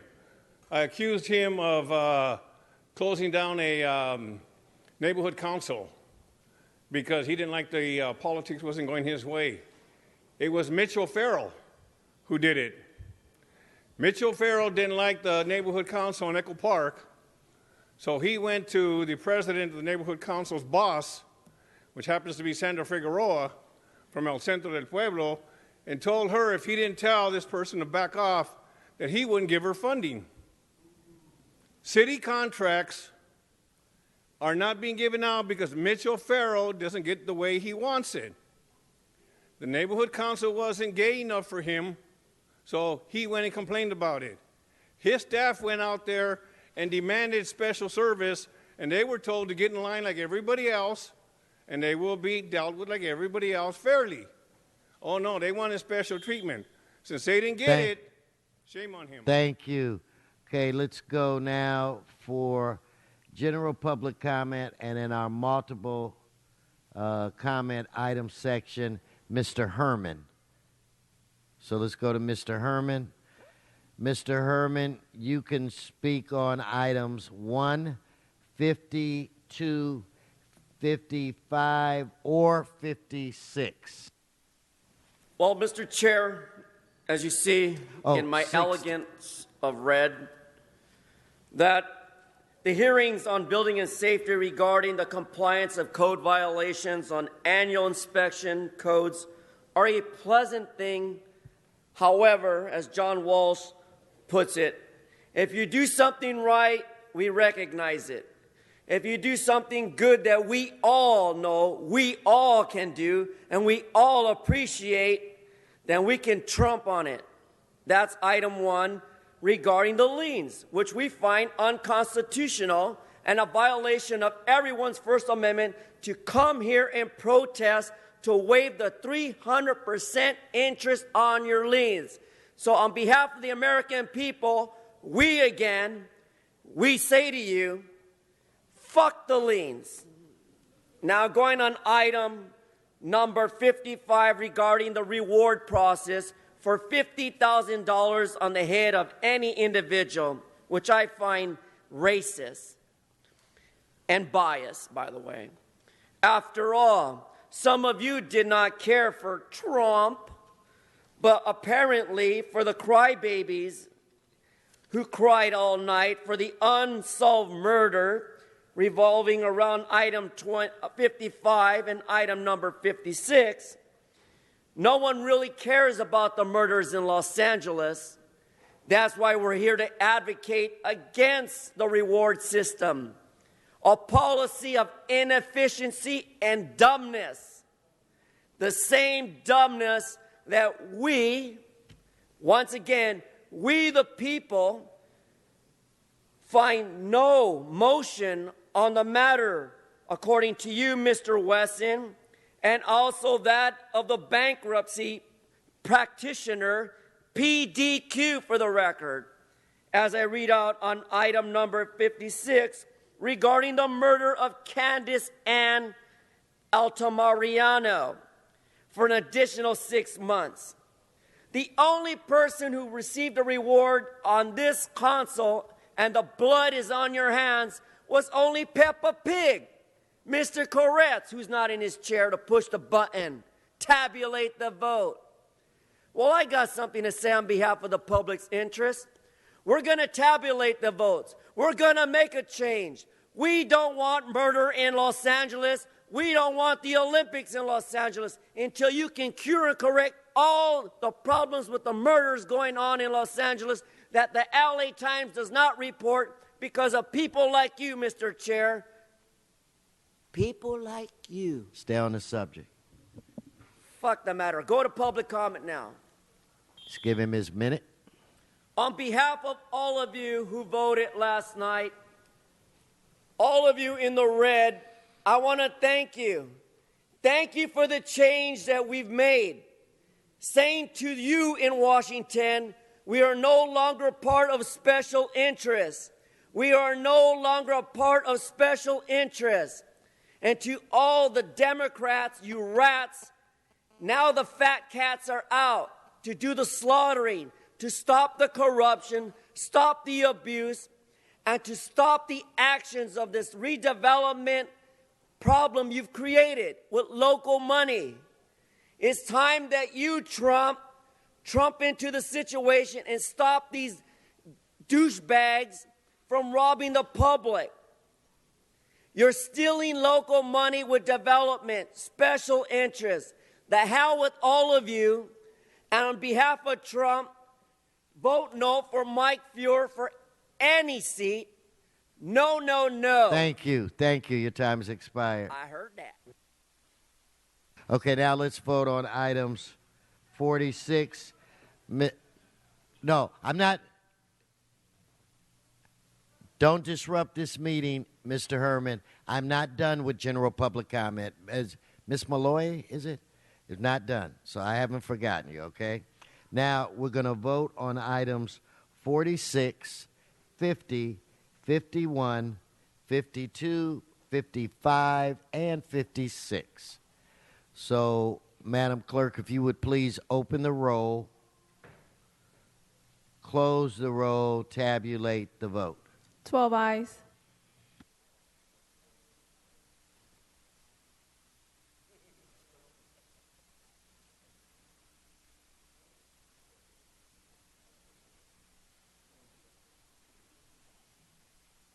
Okay, so if I can get Miss Malloy, Margaret Malloy, Peggy Lee Kennedy to please come forward.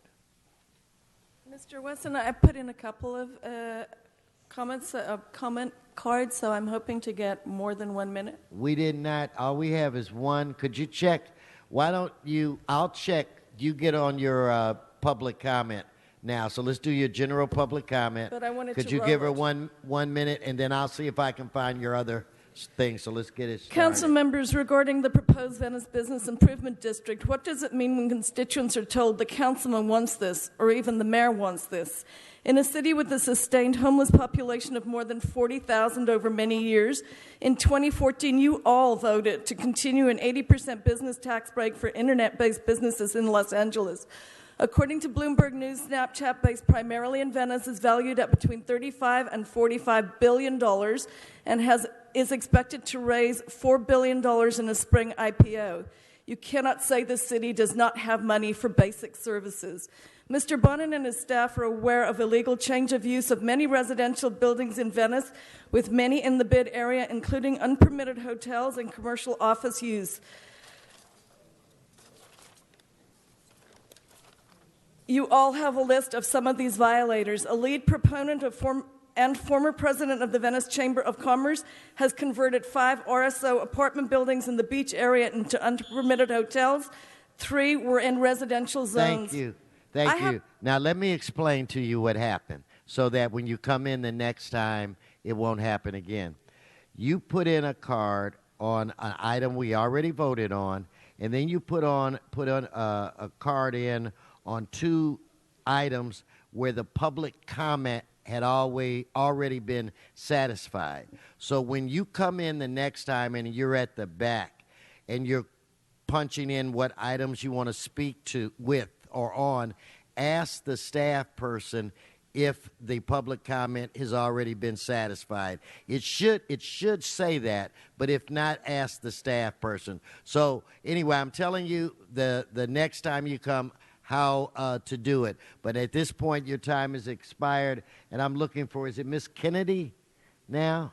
Miss Kennedy. Miss Malloy, don't disrupt. Just next time you come, make sure you fill out your cards properly, and you'll be given all of the time that you deserve. So, no, she can't. No, you gotta. Nobody can give. We can't trade time. So now it's Miss Peggy Lee Kennedy. Miss Malloy, I'm going to ask you to sit down, please. And it's now time for Miss Kennedy. Yes, ma'am.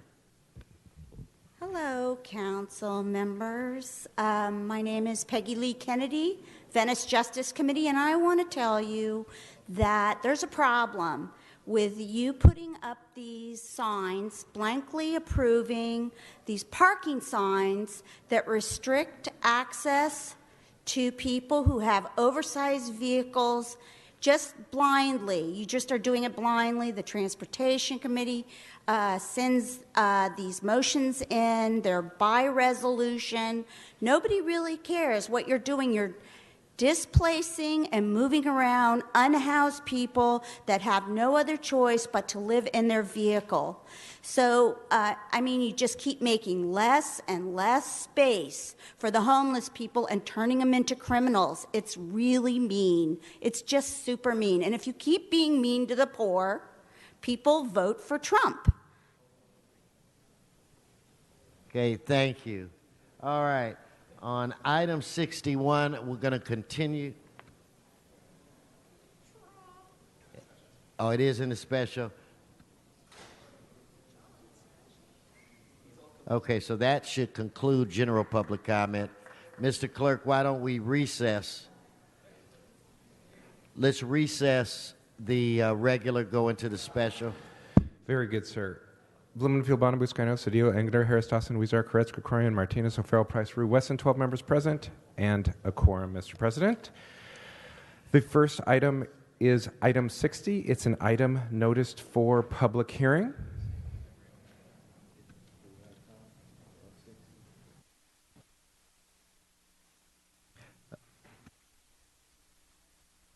Okay, so I want Mr. Akala, Walsh, and Mr. Herman.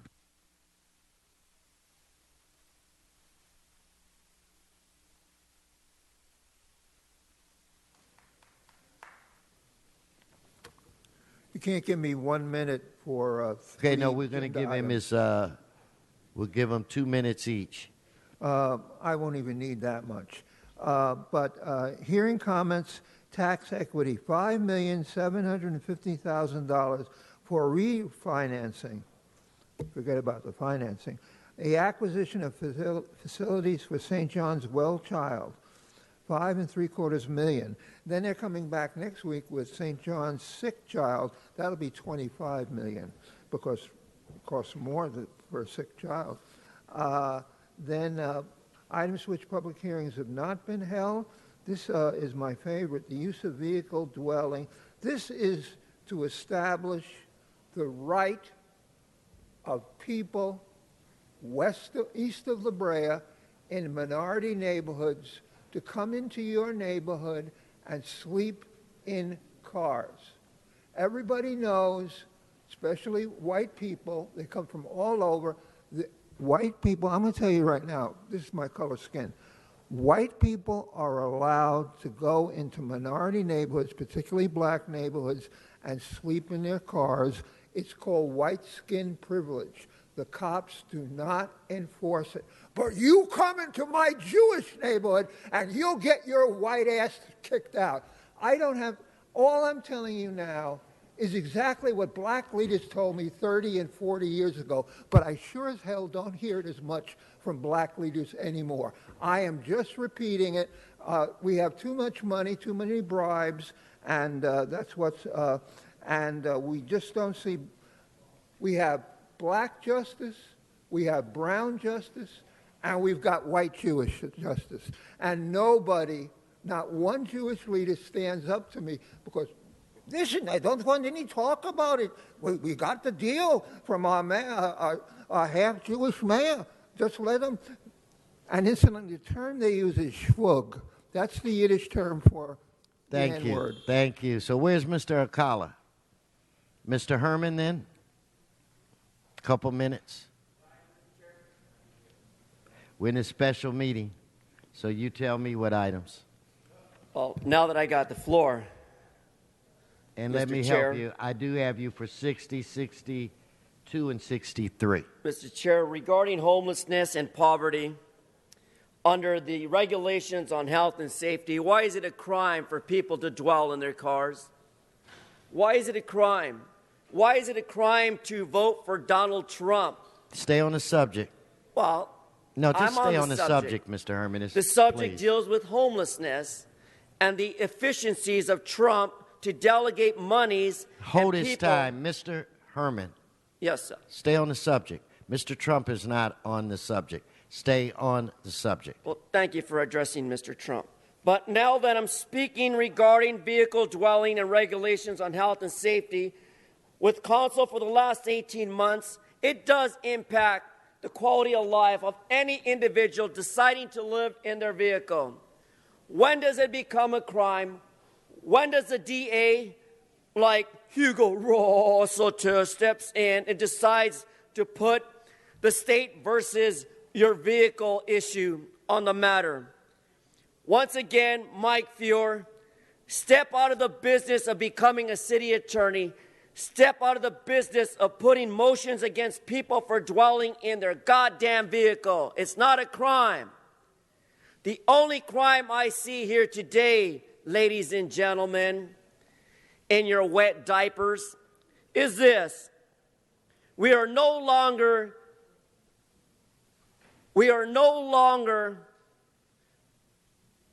going to cry on the issue of how homelessness and poverty under a committee is waived. Because the matter of the idea is this. I'm waving on behalf of all the Democrats, you biggest losers in Los Angeles. Stay on the subject. And the crybaby Hillary Clinton, go home. Thank you. And Your time is soak on expired. Thank you. His time is expired. Now you're disrupting the meeting. Let's do it again, Mr. Herman. I'll have you leave. Let's vote on item 64, and I'll come back and have more comment on that subject. But let's vote on item 64. And, pardon me, sir. Before doing so, items 62 through 64 are items for which public hearings have not been held. 10 votes are required for consideration. Okay, so without objection, they're before this body. Let's vote on 64. Let's open the roll, close the roll, tabulate the vote. 12 ayes. And 61, we're going to continue to Tuesday the 22nd. Okay, so now I want to go back to public comment on item, I think it's item 62. I have Mr. Steve Richardson. I have Peggy Lee Kennedy, Dr. Molly Rhodes, Jerry Jones, Mike Chomness. Just come forward and identify yourself. 1 minute, Alan. Peggy Lee Kennedy, Venice Justice Committee. The major causes of homelessness are the lack of low-income housing, and people have disabilities and live on fixed incomes. It could take years to get your disability benefit. They give you a small lump sum, and what do? You buy an RV to live in because you can't afford to pay rent. Within a year, that thing is barely mobile because you had to buy a used funky RV and you can't afford to really fix it. And now the city is telling you, without giving you a place to go, to drive where during the evening? Carson? I mean, where? Where are these industrial areas? Because a disabled person living in their vehicle needs to be where they can get food and medical services, like the Venice Clinic, or the meals provided at St. Joseph's, which are all residential areas. Thank you. It's very cruel what you're doing. Thank you, Ms. Kennedy. If I could get the next speaker. Identify yourself, sir. General Dogon. I didn't hear the name. General Dogon. I didn't call you yet. Yeah, you did. Do I have a card? Steve Richardson, I'm taking his place. He left town. No, I need you to go fill out. No, that's the card. No. It's the card says Steve Richardson. Yeah, it doesn't well, have. okay, without wait. me. No. Wait. You have to have your own card. So why don't you go in the back, fill it out, and I will call you later. So now I'm looking for. Now, don't disrupt. I don't have a card. In fact, sir. No, I don't have a card on you. All I did was ask you to go fill out a card.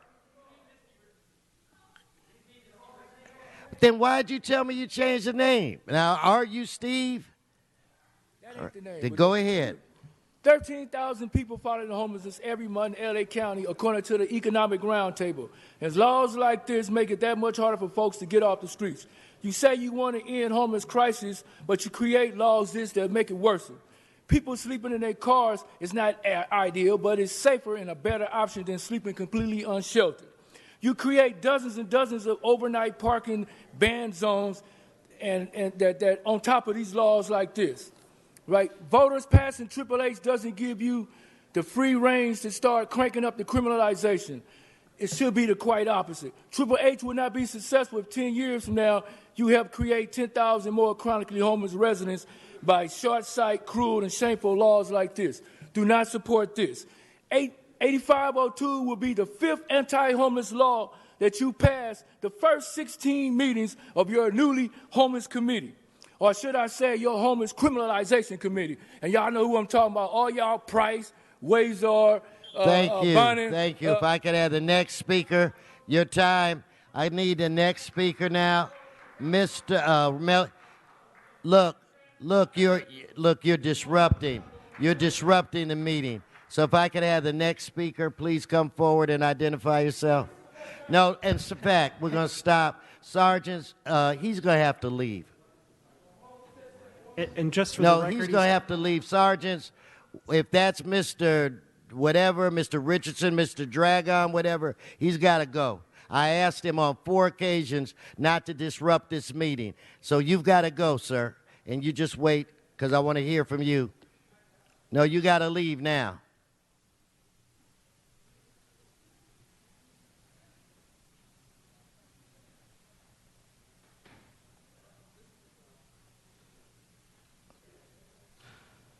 Please identify yourself, sir. Hi, I'm Jerry Jones with the Inner City Law Center, also to speak on this item. Yes, There's sir. a whole bunch of reasons why this is a bad idea. First of all, it's bad policy. If you have someone who is homeless who has a vehicle, why would you force that person out of the safety of a vehicle to then sleep on the sidewalk or the street? I think that's especially dangerous for people who might be victimized by sexual violence or other kinds of attacks in public space. This will cost us money. HUD penalizes cities that have criminalization policies on the books when we go to compete for federal grant money. And if anyone's convincing us that we've got a great relationship with the current HUD secretary, it's a national competition, and there's no way we would be able to avoid those consequences. And thirdly, as you all know, this has problems constitutionally and will undoubtedly trigger a lawsuit, and the city will be spending money to defend that lawsuit and then the settlement or judgment for that lawsuit. Okay, thank you. Next, in fact, you're continuing to disrupt this meeting. Sergeants, please show him the exit. And you can identify yourself. And I'm looking again for Dr. Rhodes, Mike Chamis. I thought I saw Margaret Malloy, Shayla Myers. Yeah, my name is Mike Chamness. I live in Venice, and when I first moved to Venice in 2006, I got a job but had nowhere to live. So I lived in my car for 6 weeks, saved up some cash, got a place, and now I rent. If I hadn't been able to live in that car, I wouldn't have been able to stay, and I probably wouldn't be here. We also feed the homeless every Sunday at 8:30, and I can tell you that there are a lot of working homeless that live in their cars in Venice for obvious reasons. The cost of living is insane. They go to work, they pay taxes, some of them have kids, and they live in their car at 3rd and Rose or throughout Venice. Right now, the way 8502 is written, there's nowhere in Venice or the city of L.A. where somebody can park their car at night and sleep in it.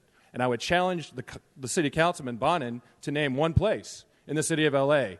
or in Venice where somebody could sleep in their vehicle at night, as I think the Ninth Judicial Court of Appeals has ruled is constitutional, because it's your place. And I would ask him for an answer.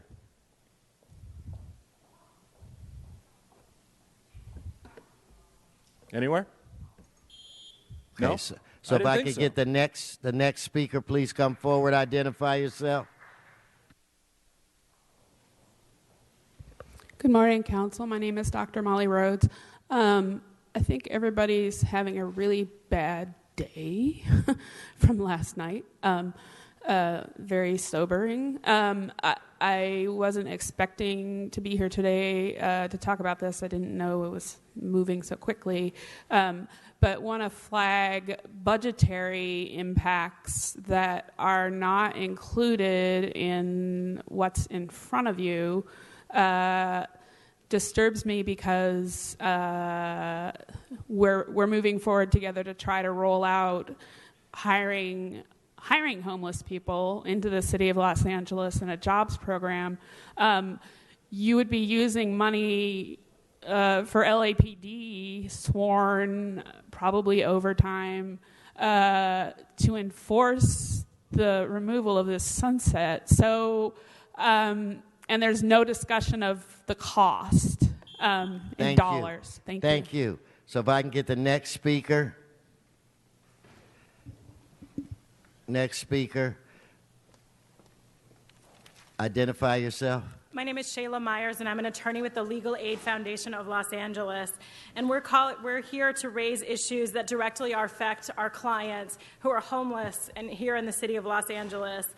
This ordinance, as drafted, creates criminal consequences for individuals who are homeless. And the notion that the fines, which have been dropped from $250 to $25, $50, and $75, still has a significant impact on individuals who are homeless, particularly because when an individual is criminalized and put in the criminal justice system, fees and fines against those individuals compound dramatically. An individual who would face a charge under this and be convicted would face hundreds of dollars in fines simply for a violation where the city says there will be a $25 fine.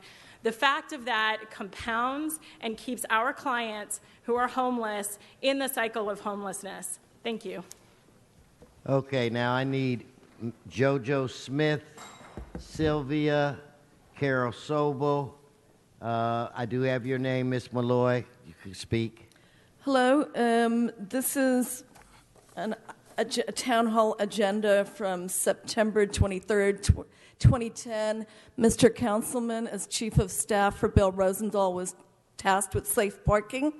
We don't have one single safe parking space, Mr. Bonin. Thank you for the 80% tax break for the multi-billion-dollar Snapchat company. Thank you for not one single 24-hour bathroom. If you gave a shit, no pun intended, things would be different. You are endangering women by confining them to industrial and commercial areas. Most women, there's a significant increase in homeless women, and most of them are escaping violence and domestic abuse. Now you want to put them into isolated industrial areas? What are you thinking? What? Okay, so if I could get JoJo Smith, Sylvia, Carol Sobel. JoJo Smith, Los Angeles Community Action Network. Here we are again. We're going to criminalize homelessness. We said 1 year ago in the state of emergency we're not going to criminalize homelessness, but here we are again. We're going to criminalize homelessness for sleeping in a vehicle. At least they got a vehicle to sleep in. People on the streets don't have a vehicle, so we want to keep criminalizing people, so we keep putting them on the streets, on the sidewalks, instead of solving the homeless crisis here in L.A. We just want to keep putting homeless on the ground and not build housing. Yes, we just passed HHH, and here we are criminalizing so we can do more homeless criminalization. Thank you, sir. So I'm looking for Sylvia, Carol Sobel, Greg Bonnet. Do we have? Or Greg Bonnet? Yes, good sir. morning, Council. Greg Bonnet, I'm an attorney with Public Counsel. It's distressing that the City Council has decided to hear this matter during a special meeting where there was barely 24 hours notice, held the day after a high stakes election. There's no reason that it should be rushed this way, and it really should be included in a regularly noticed meeting where people will have an opportunity to prepare and provide testimony. The ordinance itself is highly problematic. This represents an approach to homelessness that LA voters have soundly rejected.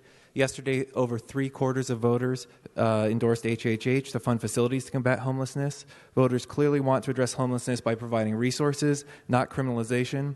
The city should be focusing on providing services, not citations. As a previous speaker mentioned, the citation amounts here are misleading. A $25 fine will actually be well over $100. A $50 fine will be well over $300. If a resident, God forbid, doesn't show up for their court date, this can lead to a bench warrant, which means that a citation for this ordinance could actually lead to a person's arrest and incarceration. Mr. Bonin? Thank you, Mr. President. There seems to be a tremendous amount of confusion about this ordinance and what a yes vote means and what a no vote means. A no vote on today's ordinance keeps in place an ordinance that has a prohibition on vehicular living throughout the entire city. Throughout the entire city. That's what a no vote means. A no vote keeps in place the criminalization that everybody is objecting to. A yes vote on this ordinance says that there is no parking allowed or living in a vehicle in front of a residence or a school, but says that it is permissible in commercial and industrial zones, which is about half the city of Los Angeles. It is the first time the city of Los Angeles has actually answered affirmatively, where can someone living in a vehicle park? For the very first time. Some people can view that as the glass half full. Some people can view that as the glass half empty. It's the first time the city of Los Angeles has ever put any damn water in the glass. Are urging a no vote on this ordinance because it does not open up the entire city to safe parking is akin to voting against Obamacare because you would prefer a single-payer system.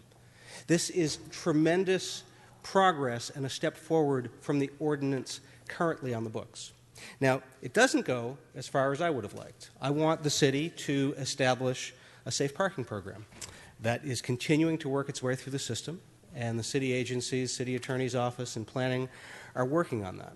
And most of the folks here who have spoken urging a no vote on this want a safe parking program in place. Let me be very clear.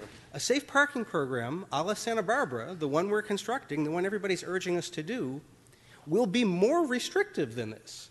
A safe parking program will have fewer parking spaces than, saying, any commercial or industrial area in the city. And a safe parking program will have conditions on it because you'll be enrolled in a program. Safe parking program is certainly better for the city of Los Angeles and provides more services and more relief, but this is a smart and a measured step to get there.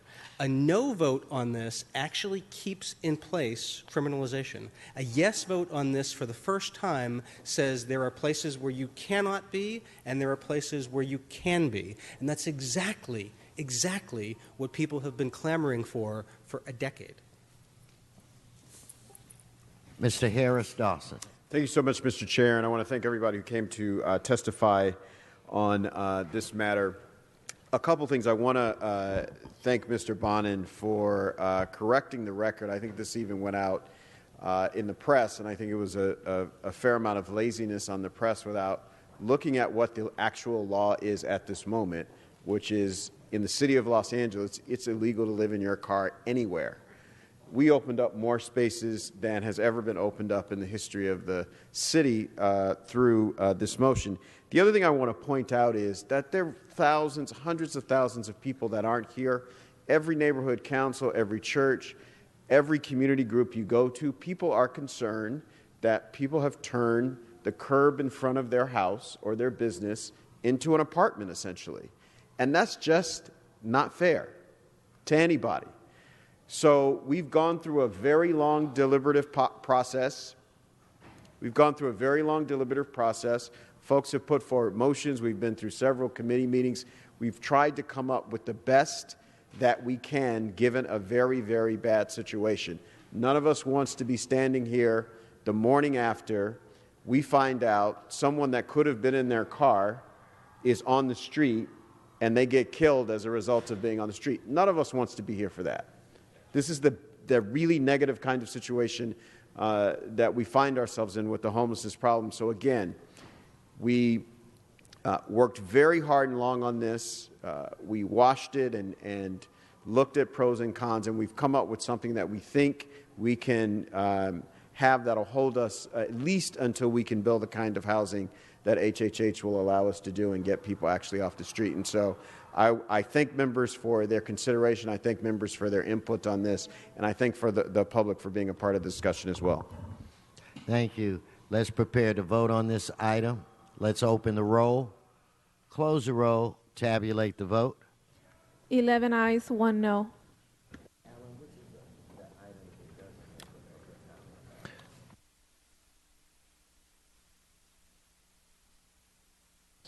Okay, now we'll move to item 60. On this item, members, let's open the roll, close the roll, tabulate the vote. 12 ayes. And I think, Mr. Clerk, that brings us to what, 63? 63, sir. There is an amending motion, 63A, that has been circulated and is before council for consideration. Mr. President, there's also a request to send all matters within this special meeting forthwith today. So ordered. I'm looking for on item 63, Tommy Newman. Mr. Newman on item 63. I don't see. I'll call him for the last time, Mr. Newman. All right, let's prepare to vote on this item. Let's open the roll, close the roll, tabulate the vote. 12 ayes. Okay, is there any more business, Mr. Clerk, in the special meeting? No, sir, there is not. Would you like to adjourn? Let's adjourn and return to the regular. Very good, sir. That brings us to what item?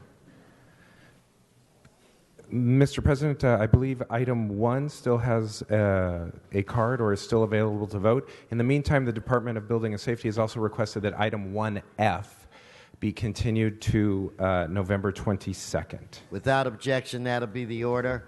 Liz Pineda? Liz, we're on item 1. Liz Pineda? Do I have Liz Pineda? Liz? Okay, last time, Liz Pineda on item 1. Let's then prepare to vote. Let's open the roll, close the roll, tabulate the vote. 12 ayes.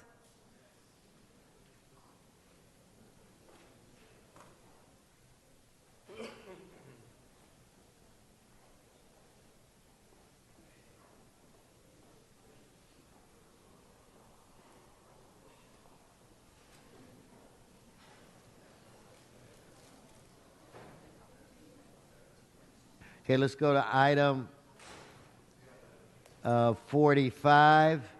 I think it's a Duncan Gonzalez, Deidre, Estate Deidre, Conchita Ang, or Ang.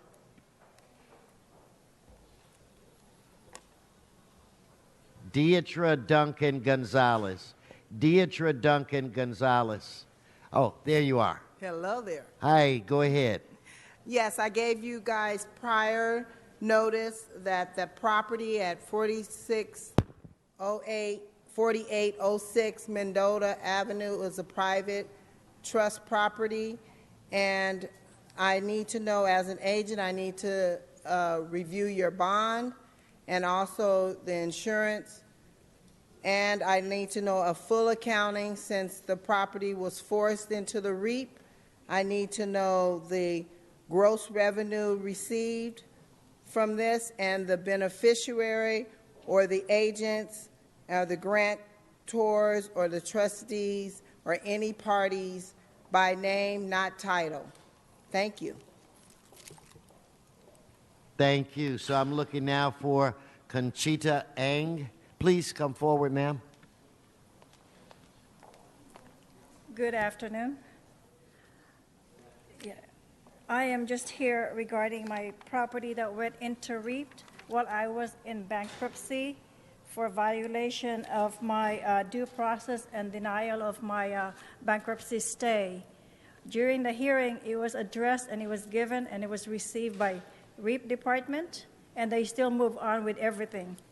So I'm here to ask for the refund of our money that's being held at REAP immediately, because it put a lot of stress on my parents. My mom was 86 years old, and we have no means of earnings at the moment. I'm on medical disability. So What was that address again, ma'am? You're at the address? 4806 Mendota Avenue. That's my co-owned with my mother. Okay. I had sent letters to City Mayor Mike Feuder. Eric Okay, so Garcetti. you know what? Let me ask you. So you already, they are removing this from REAP so that you will get your money. So are you asking that it not be removed? Oh, no, sir. So why don't we look at it, why don't we vote to have it removed? It's in Councilmember Cedillo's area. You may want to speak with one of his staff to explain to them some of the other concerns that you have, but I do think that you want us to vote to remove it. Definitely, yes. And then Mr. Cedillo will provide somebody over on, I'm kind of pointing that side. He'll provide somebody to chat with you, okay? All right. With that said, let us prepare to vote. Let's open the roll, close the roll, tabulate the vote. 12 You ayes. see the man in the gray suit, Miss Ang, right there? You see him in the hall, the aisle?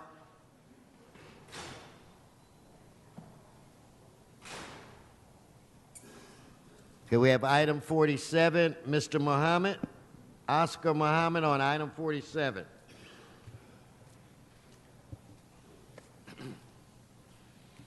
On item 47, where the city Los Angeles Police Department will receive a grant reward of $250,000. We should have an independent review board, so we can know which way our money going when it leaves the government house. We should have checks in our government. No checks, no audits. We don't have no true government.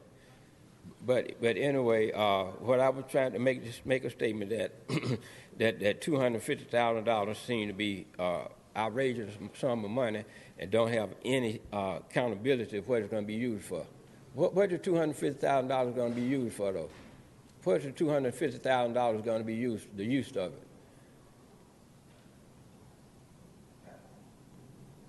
In accountability over $200,000 if it leaves, if it don't go in the right direction. Mismanagement. Thank you, Mr. Muhammad. Your time is expired, Mr. Muhammad. Your minute is done. So let's prepare to vote on this item. Let's open the roll, close the roll, tabulate the vote. 12 ayes. Okay, Mr. Clerk, that brings us to item 28. Yes, sir. That requests that the City Council to adopt an ordinance approving the resolution of necessity to authorize commencement of eminent domain proceedings to acquire property located at 9520 Belfort Ave in Los Angeles, California. We will proceed as follows. I would hear first an oral presentation from the staff. Debbie Bowers. All right. Go right ahead. Debbie Bowers from Los Angeles World Airports. This item is a hearing to determine whether the council wishes to adopt an ordinance approving a resolution of necessity to authorize commencement of eminent domain proceedings to acquire the property located at 9520 Belfort Avenue in Los Angeles, California. This ordinance does not relate in any way to the compensation to be awarded for the taking of the property, nor does the adoption of this ordinance stop the parties from continuing to negotiate. It is always possible that a settlement could be reached without a trial or significant litigation in this matter, and that is always our hope. But in this case, for the reasons explained in the staff report and the presentation, we are asking that the council approve the ordinance so that staff can move forward with the next legal step in the condemnation process, which is the authorization to bring an eminent domain action to condemn the property. At the close of the hearing, you will be asked to make a few key findings as described in the CAO report and the proposed ordinance. Adopting this ordinance requires an affirmative two-thirds vote of the council.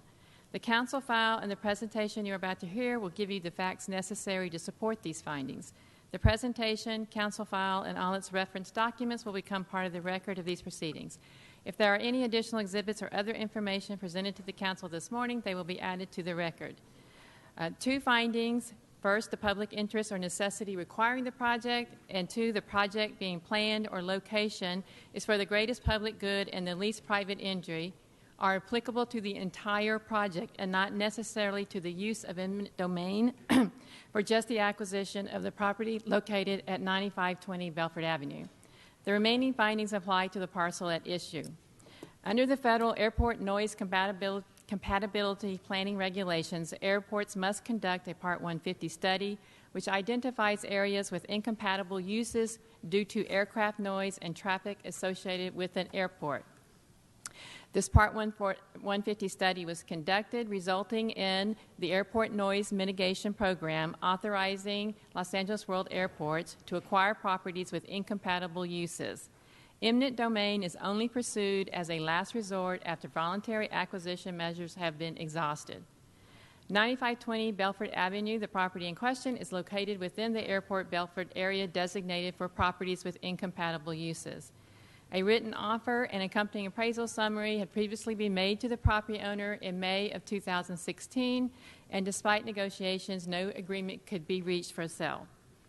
The notice of the hearing was both emailed and sent by first class and priority mail, no signature required, to Mr. Hood and his attorney on October 13, 2016.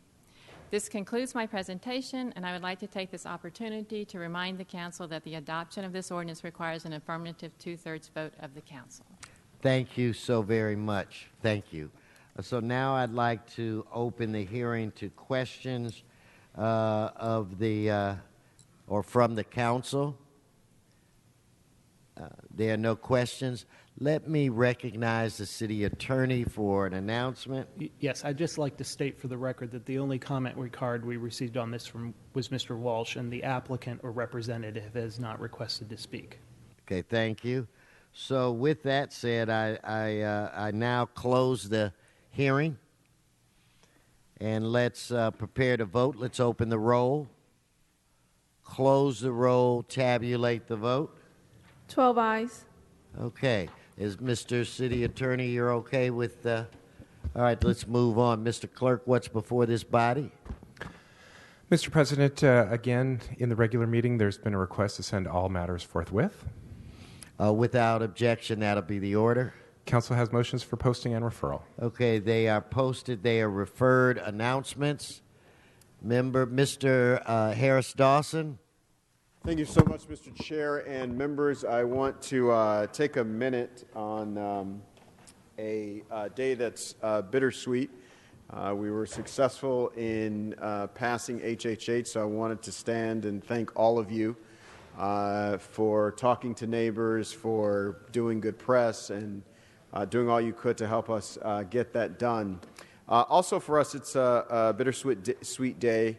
The person who staffed me on the floor for my first year and a half here on the council, who taught me when to sign things and when not to sign things, when to stand up and sit down and to say forthwith and not say forthwith, is moving on from my staff. He got a great position in the city's planning department, and he's going to pursue his career as a planner serving the city of Los Angeles. So we just wanted today to recognize our own Steve Garcia.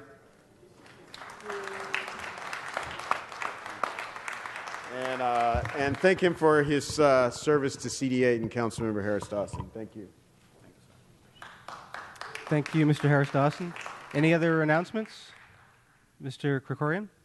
Thank you, Mr. President. I just wanted to remind everyone at home that on Veterans Day the 11th, there will be a Veterans Day ceremony at Forest Lawn, as there is every year in Hollywood Hills in Mr. Roos District, at 6300 Forest Lawn Drive, beginning at 11 a.m.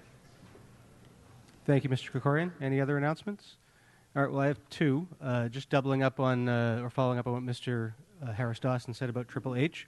Also want to thank everybody who helped us with Measure M, which prevailed in the county by nearly 70%, which will be a huge benefit to the city of Los Angeles. So thank you to everybody who was a part of that resounding victory. Also want to note that T Committee, which is scheduled to begin at 1 today, will begin at about 2 p.m. So that ends announcements. Do we have any adjourning motions today? Mr. Rue, if everybody in the chambers could please stand for adjourning motions.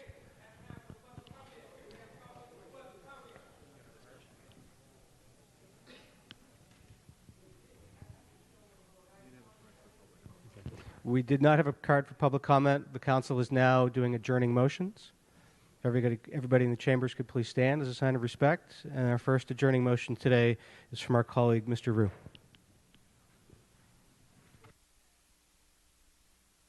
Thank you, Mr. Chair.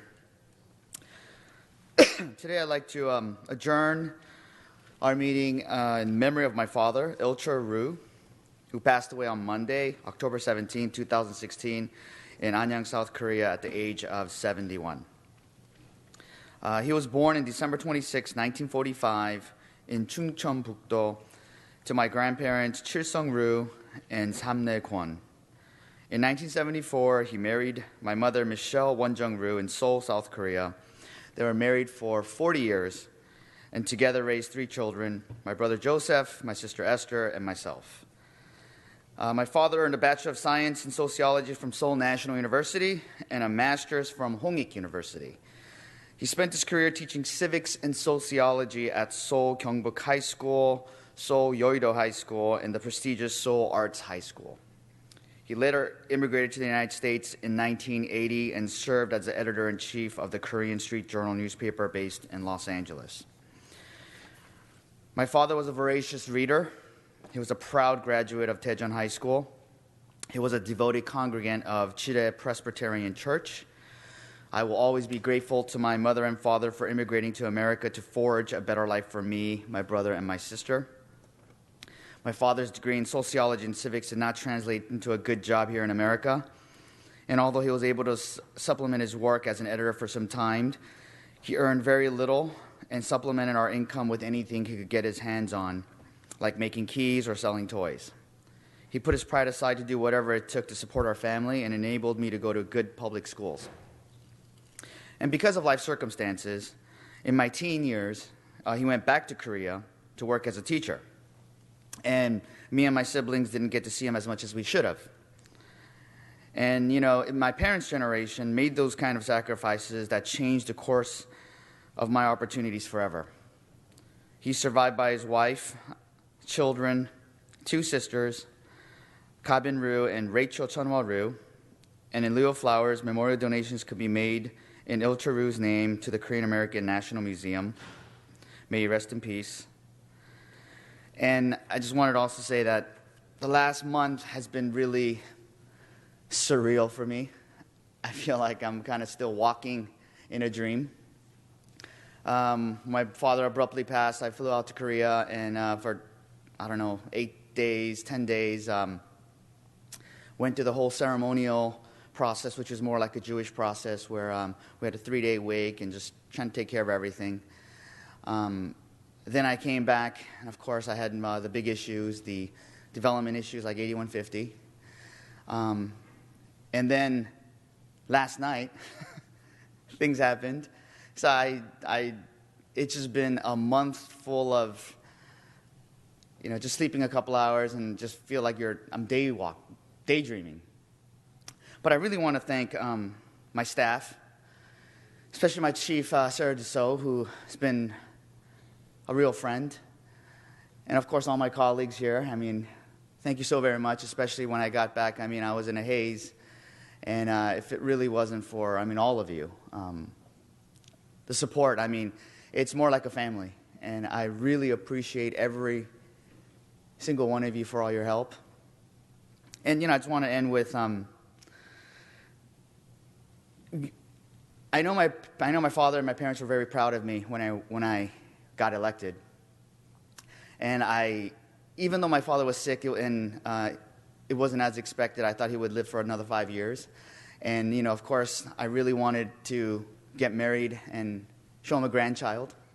That was the thing that he always asked about, even more than the election, I thought. But I know he was proud that I won. But it's funny because you live your life with someone, your entire life, and you find out something new. And what I found out was I knew he went back to Korea because it was hard here and he needed to help the family. But later, because he was a teacher and always reserved, he never said anything about when I ran for office or when I did public service. He was always stern. He wanted me to just live a normal life. and not do anything drastic like run for office. And I was so shocked because I found out later that for a reserve man, he lived during the dictatorship years in South Korea. And he always said those student demonstrations, they should not be doing that. They should be in school studying. So that's what I always thought of him. Then later I found out that he was part of the pro-democracy movement here.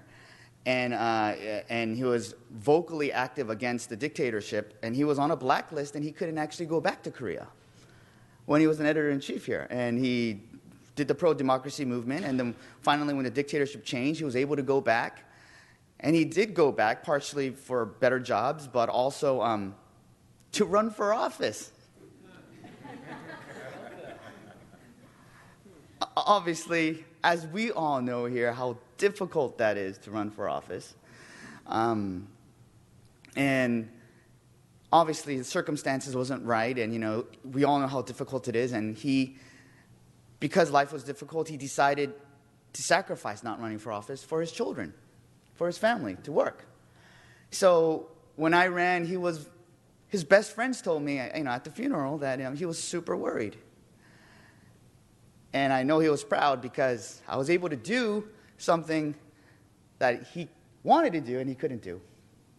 So I'm very proud, and I'm happy that I was here to see that.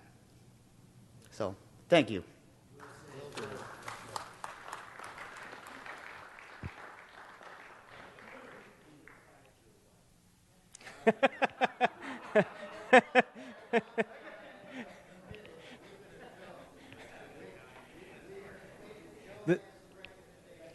The selection of the wife will be subject to a majority vote, though.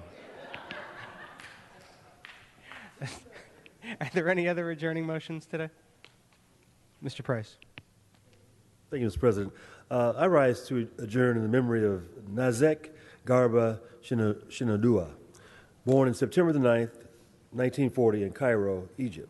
She married Dr. Shamir Marcos in 1959 and had 2 children, Magdi and Sharif. Nazek was a journalist who was never afraid to make her opinion known. She loved to travel, spend time in public service, and was committed to her faith. She moved to Los Angeles just 16 years ago to be closer to her son. She passed away October the 30th, 2016, and is survived by her children, grandchildren, 2 brothers, and a host of family friends. Her services will be held tomorrow in Santa Monica. Thank you. Thank you, Mr. Price. Any other adjourning motions? All right, with that, just a reminder that Council is in recess for Veterans Day and for the National League of Cities, and we will return to session on November 22nd. Thank you, everybody. Council is adjourned.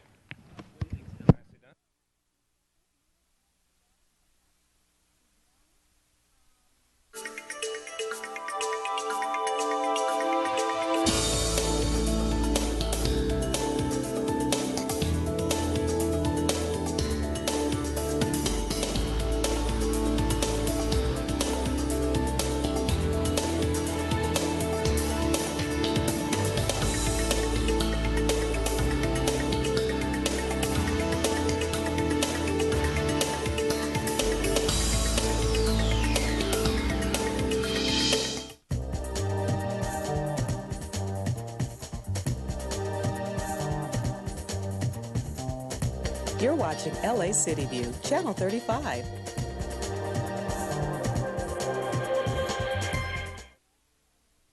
We now join our scheduled program in progress. Awesome. What's his A number? His A number again is 1659610, and once he's adopted, we will send him out to be fixed and microchipped, and he'll get the works. Come here. Go look. Look, pretty boy. There you are. Good job. Come see Buddy. He's beautiful, beautiful young